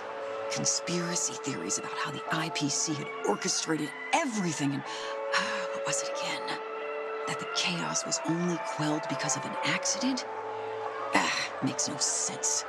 So what's the lowdown? Well, the truth has probably been long buried under all the hearsay. All I can say for sure is that someone's taken the rap for it. You mean the former Oak family head? Bingo. Most of the blame was pinned on him when the Charmony Festival was abruptly cancelled. Since then, not a single soul's seen him. Heck, forget his whereabouts. Nobody even knows if he's still alive. Talk about scary. For all we know, we might have watched something go down in history, like what happened to the Black Plum family back then, without even realizing it. I've heard another theory about that family head, though. I beg your pardon, sirs. Dreamweavers are carrying out inspections on the routes around here, and all affected facilities have been closed off. Kindly take a detour in the meantime. What happened? Is this because of the Stellaron? Jeez, are we Penaconians never gonna dream in peace again? There is no cause for alarm, sir. The Stellaron has already been sealed. This is just a routine inspection. A move to heighten security, if you will. Please rest assured that the family will do everything in our power to protect the sweet dreams of every guest. I see. We'll leave the two of you to your work then.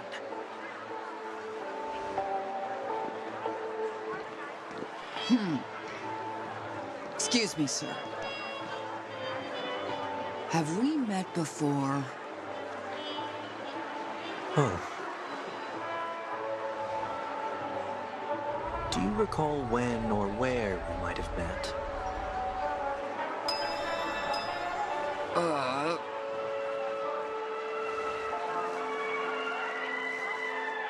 my bad. I must be mistaken.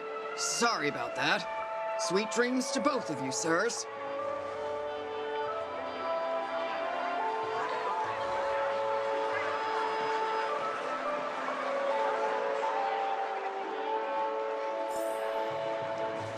You sure have a knack for stirring up trouble. Of all the routes available, you had to take the one that Bloodhound's keeping watch over. We shouldn't run into any problems with you around. Even if they see through the Harmony's power of disguise, there'll be a way for us to escape. Spare a thought for me, will you? Just being in your company is plenty enough to get me into trouble, Mr. Prime Fugitive of Penacony. And that is exactly why I need you with me. You're the only one I can rely on in Penacony now. The only one you can rely on, huh? What about her?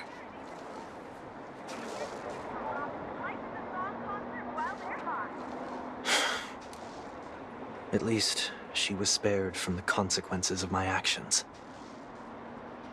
What a shame, huh? Why do you say that? Just thought that being mean might be more effective than consoling you.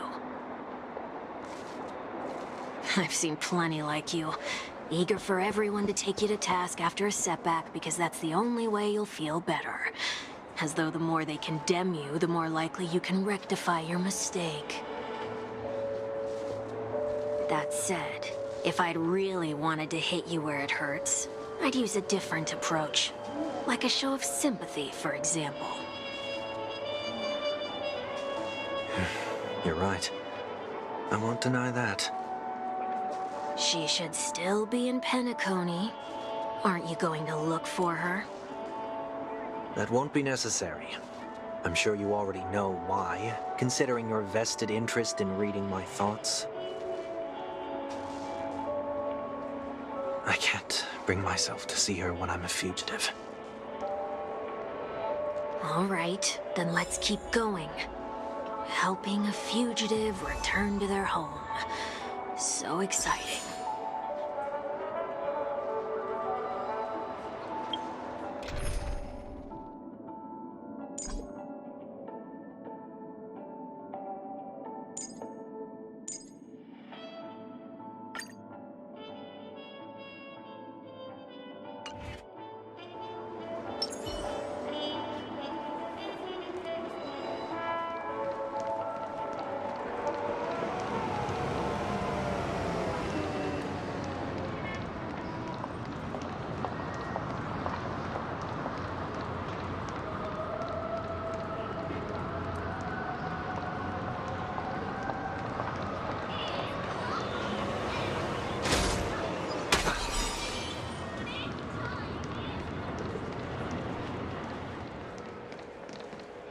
I see two bloodhounds.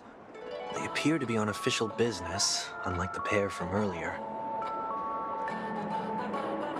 What's happening at Ideen Park? Hey! Hey! In case you didn't notice, I can't see anything. My apologies. I forgot that you're not very tall.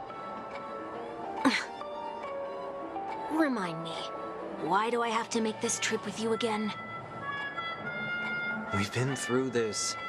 You're the only one I can turn to now.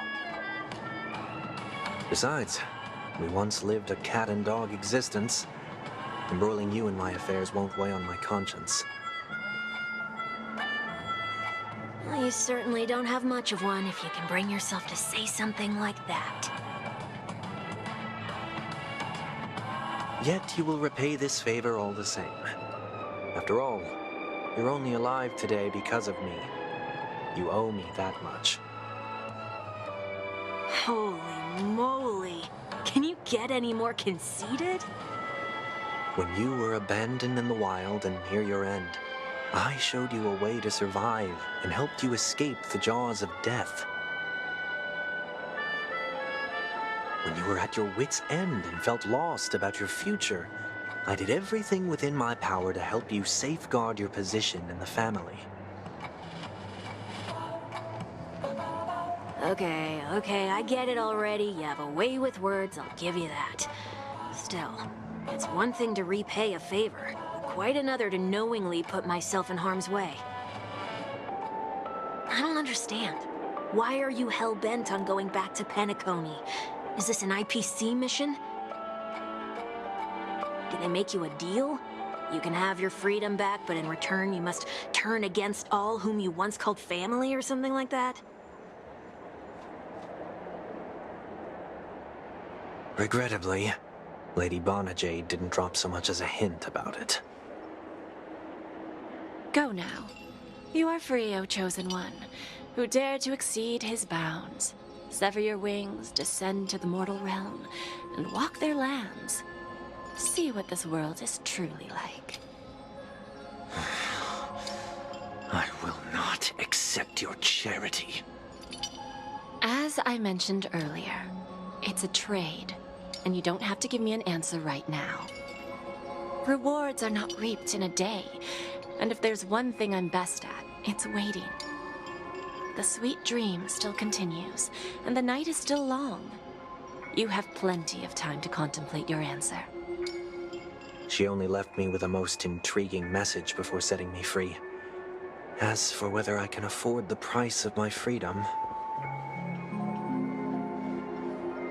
I'll only know when I find out what it is.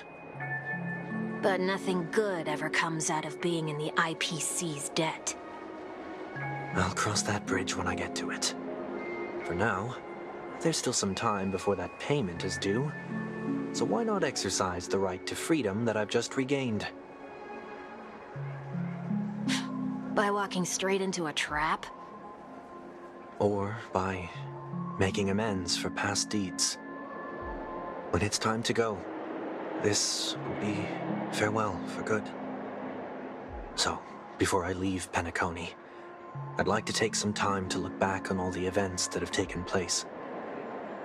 Can't you just look back on it from a distance? There's something else I want to do, too. The embryo of philosophy may have fallen, but the order in Penacony wasn't built in a day. This sweet dream is likely to still contain residual traces of the Oak family's influence. Get off your high horse. The other 4 families are more than capable of working things out on their own. I might have gone astray, but others shouldn't have to clean up after my mistakes. Then you should also know that the IPC isn't gonna help you a second time. If you fall into the family's hands again, you're done for. You know how it is. Old habits die hard. The tie should be on the center line. The shirt must not protrude from the vest.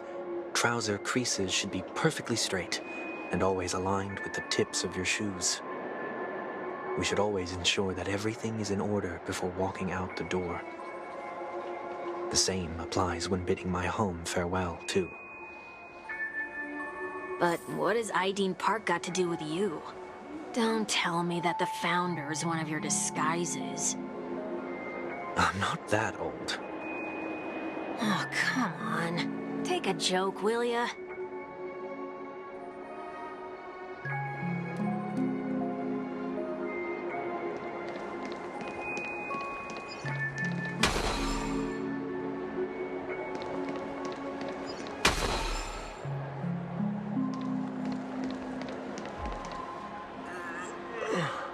Sorry, but park facilities are out of order. Refurbishment works are currently underway. Please come back again later. That sounds familiar.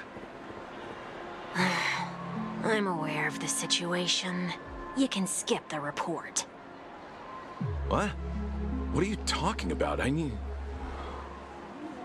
Mr. One Week, please excuse me. I should have recognized you earlier.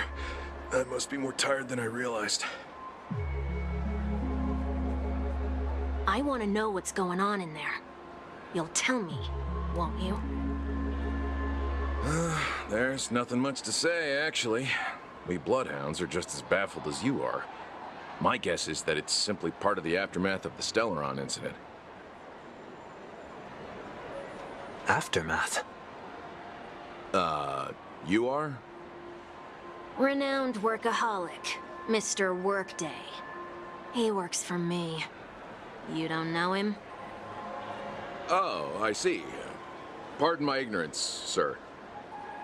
Coming back to the topic of the park, let's just say that it has been recently observed that certain behaviors are not tolerated around here. What happens if you violate the prohibitions? It's baffling, but corrective measures will be taken. It's kind of difficult to explain. Maybe you'd like to see for yourself? Yeah, that works. Can you keep watch over the entrance? We'll go in and have a look for ourselves. Please take these notes with you. They may come in handy. You shouldn't have said that just now. It'll only make us look suspicious. Said what? Mr. Workday? I was just telling the truth. I've always found this name to be more suitable for you. So, why are we here? You managed this park before? You could say that. I was still a child back then. To become the bronze Melodia of the Oak family, I'd gone under Mr. Gopherwood's tutelage. We were taking a walk in the park like any other day, when he suddenly hit on the idea to have me manage the park. Within the domain he demarcated, my every word would hold the force of law. In hindsight, that was probably the first time that I enforced order. You rose through the ranks soon after. I take it that you must have done a pretty good job. Quite the contrary. I made a terrible mess of things. Fortunately, the tourists thought of it as nothing more than a spell of merrymaking. Was that his way of training you? Perhaps he was just using an approach with lighter consequences to show me what he'd learned in life. That there is never an ideal paradigm when it comes to rules. If the enforcer is incapable of introspection, then even regulations once laid down with the noblest of intentions will eventually become defiled. This place is no exception. The distorted after echoes of the Order will only add to the chaos. Let's see what we have on these notes.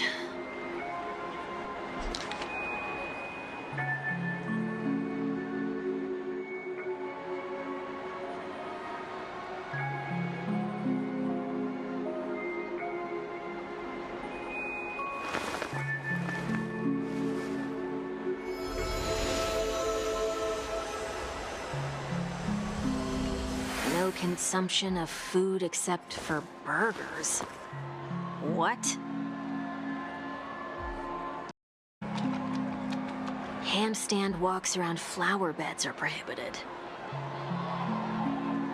Now let's not worry about how the Bloodhounds figured this one out. Huh. I reckon the worst that can happen for this one is that they'll flip you back on your feet. Say, why don't you test it out this time? I'd love to see you do a handstand. No, thank you.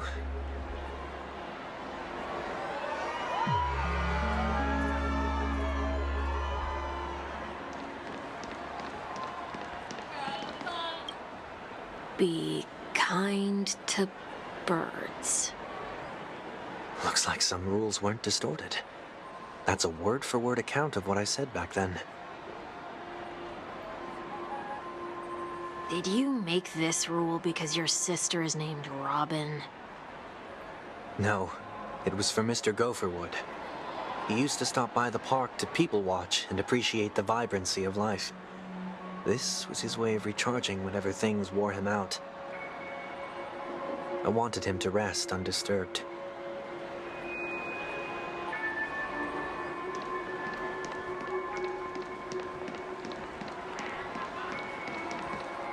No consumption of food other than burgers, especially ice cream. Please tell me you didn't make this rule. I have nothing against desserts. The only reason I made that rule is so that people can learn to wait in line in an orderly manner for things, instead of shoving and jostling people around.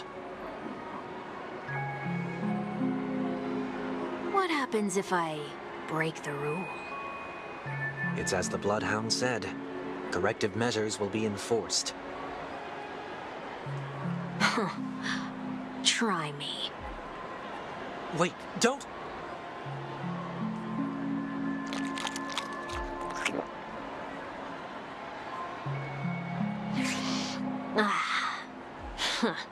So, where are those corrective measures? That's odd. Didn't I tell ya? The family can take care of the issue without you having to get involved. Next on the list is the stage. Let's go and check it out.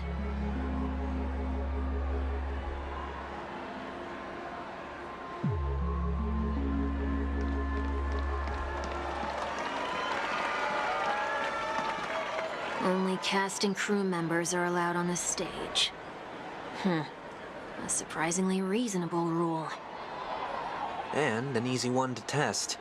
Neither of us is part of the cast or a crew member. Let's try it out.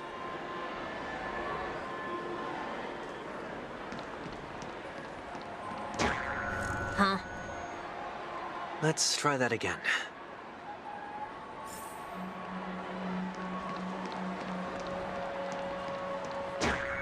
What's going on? Guide those who have lost their way back onto the right path. Looks like this is an example of the corrective measures that the Bloodhound mentioned. It's exactly what I would have done back then. You've been iron-fisted since you were little, haven't you? Wait a sec. If this is how violations are corrected, then everything that I ate just now? I tried to warn you.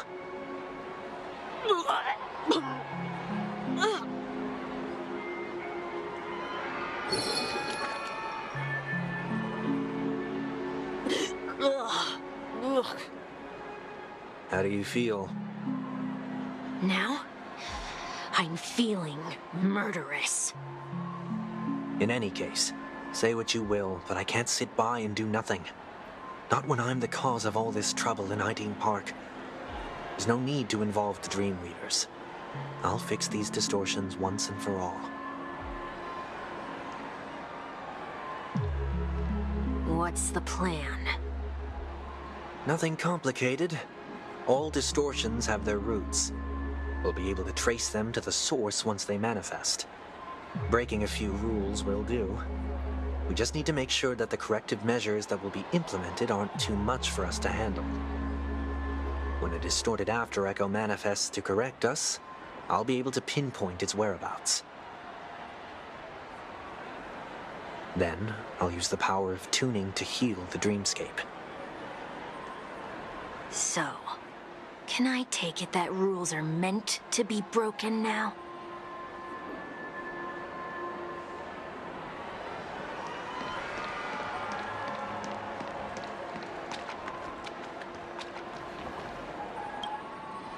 Please do not use Soul Glad bottle caps sold by the Dream Jolt troupe while experiencing the attractions.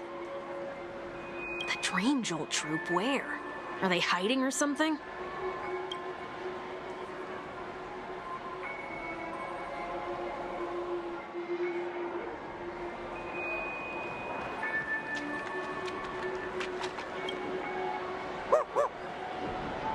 Oh, there it is.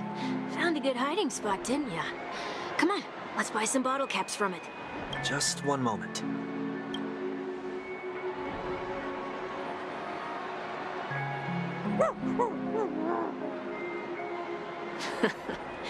Let me translate that for you. Who are you trying to pay with your spare change?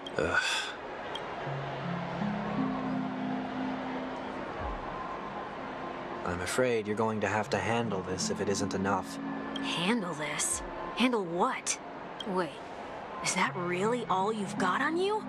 May I remind you that I am currently on the run?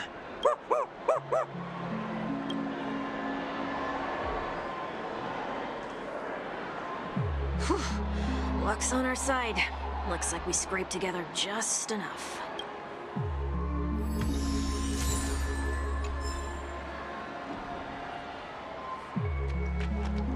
Shall we give this capsule machine a try and see what happens?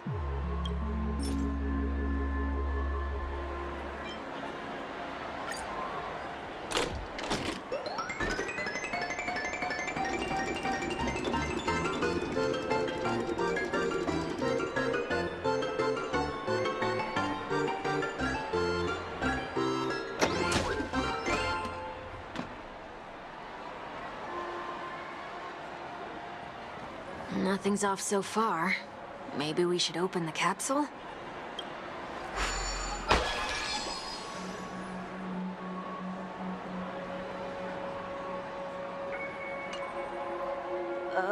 They can't be seriously going that far, right? Oh, no. Hey, look out!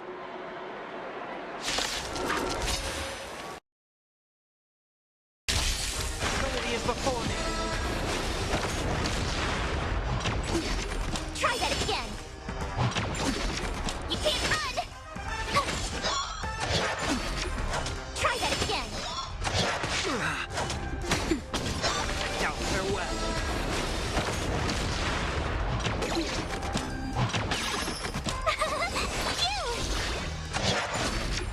You can't run. Try that again. Watch over you. Guide you on your path. That's better. Trinity is before me. Watch this awesome move. You can't run. Just a little something. Nap time. Try that again. Now, farewell. Watch over you. Guide you on your path.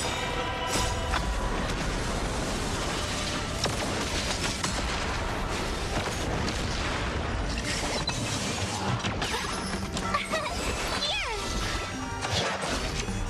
You can't run. Try that again. Trinity is before me.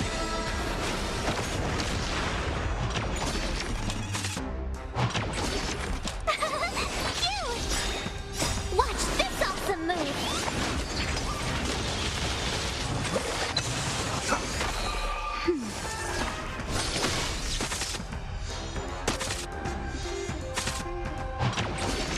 You can't run. Try that again. Now, farewell. Nap time. Watch over you. Guide you on your path.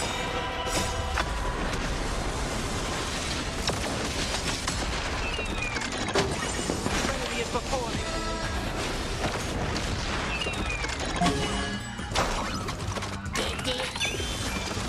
Now, farewell. Watch over you. Guide you on your path.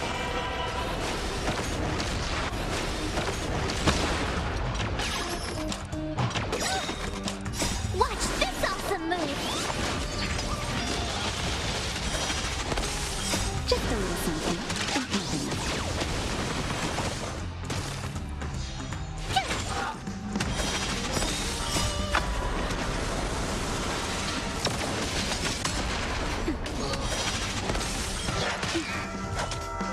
You're annoying. Trinity is before me.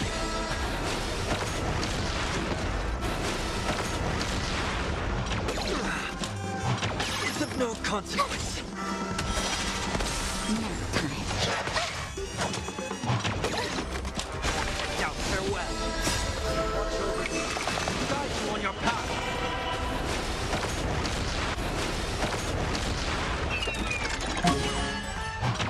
I'm okay. Here. Watch this awesome move.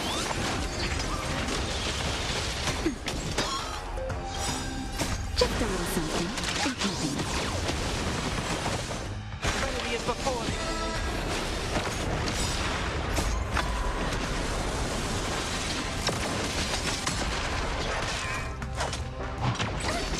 You can't run! Now, farewell. Watch over you. Guide you on your path. That's better. Try that again. You can't run! Serenity is before me. Watch this awesome move! Nap time. You can't run! Now, farewell.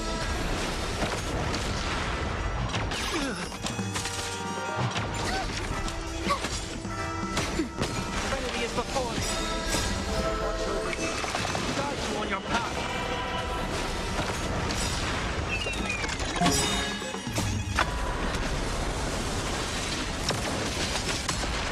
Watch this awesome move!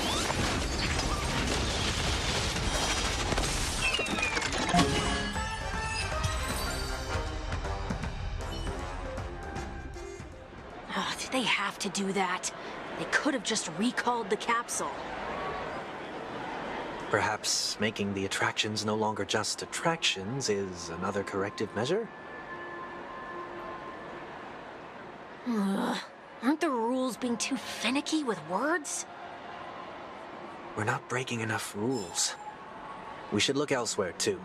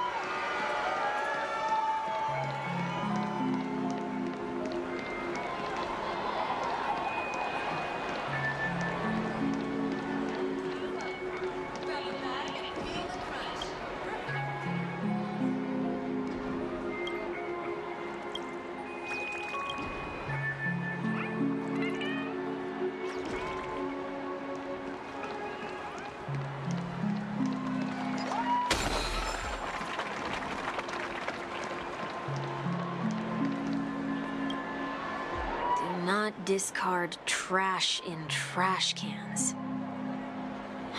This is absurd. Did you make this rule too?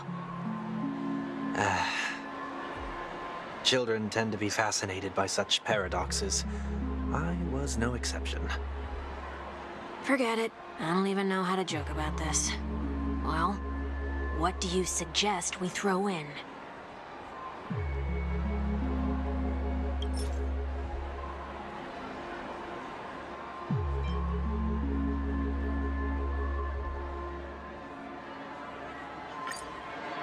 Something's happening.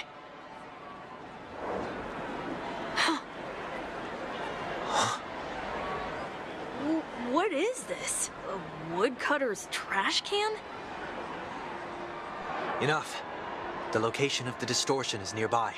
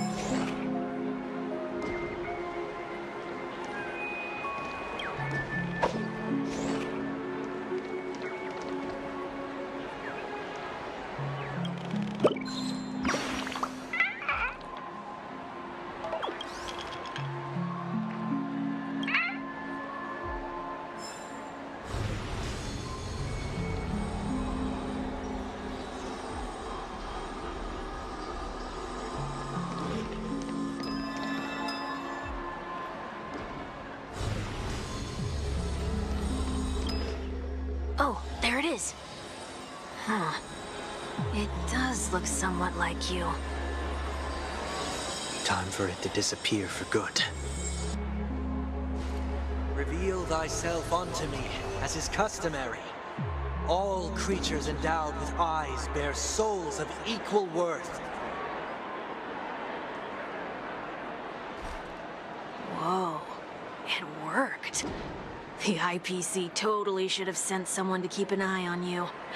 Aren't they worried that you might make a comeback in Penacony and grow a new pair of wings?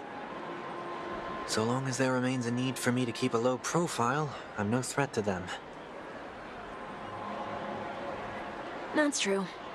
Come to think of it, you had always been in the spotlight, be it as a respected member of the elite or a leader. When was the last time you fell into the mud? All the way back during your childhood days?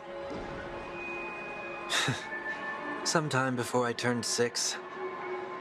Like most boys would, I tried to fly with my ear feathers, only to fall into a pit. I almost broke my halo. That was sarcasm, in case you didn't realize. But whoa, you actually remember something like that? You never forget times of failure. It's only human nature. Ugh, you're probably the only one who'd consider something like that a failure.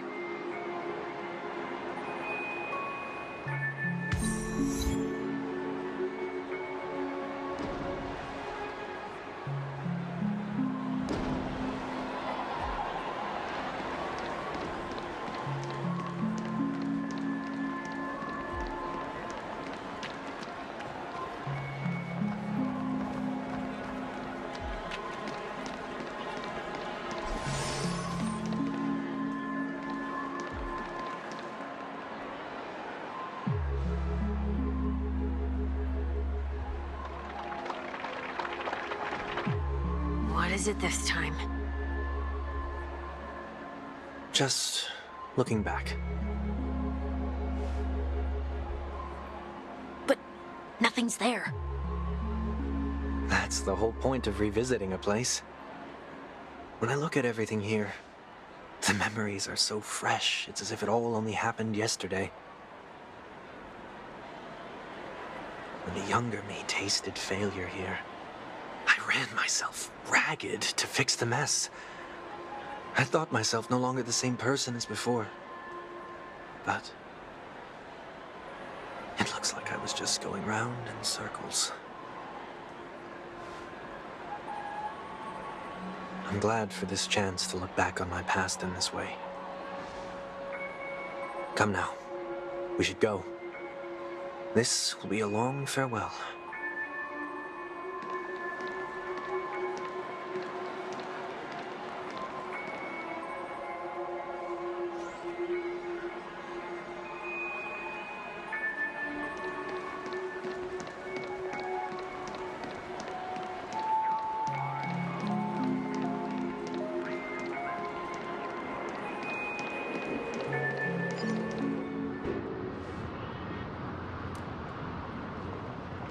So, where are we heading next? OT Mall.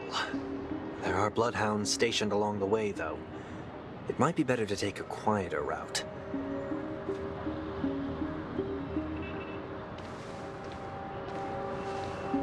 I don't mean to meddle, but I'd advise you to stay away from that place. Did something happen? There isn't any concrete information yet, but anomalies have been reported around the area. The family is currently investigating.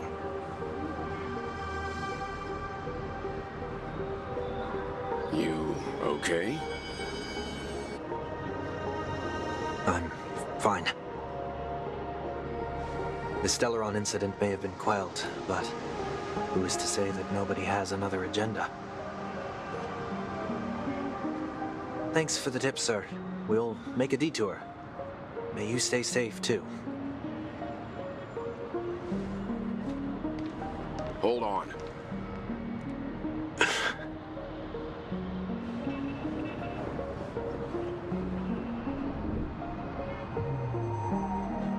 Sweet Dreams are technically safe, but it would be wise to look out for oncoming vehicles.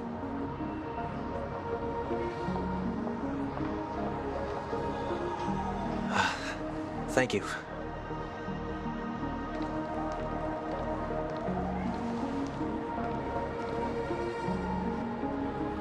Whew, that was no ordinary passerby. It's a miracle that he didn't see through your disguise. The Astral Express should have departed a long time ago. Why is he still in Penacony? We needn't change our plans because of him, but be sure to keep your guard up. I hope nothing terrible has fallen upon Penacony while I was in captivity the last few days. Come now, it's time we set off. Let's not stick too close to each other, just in case. A few feet or so between us will do.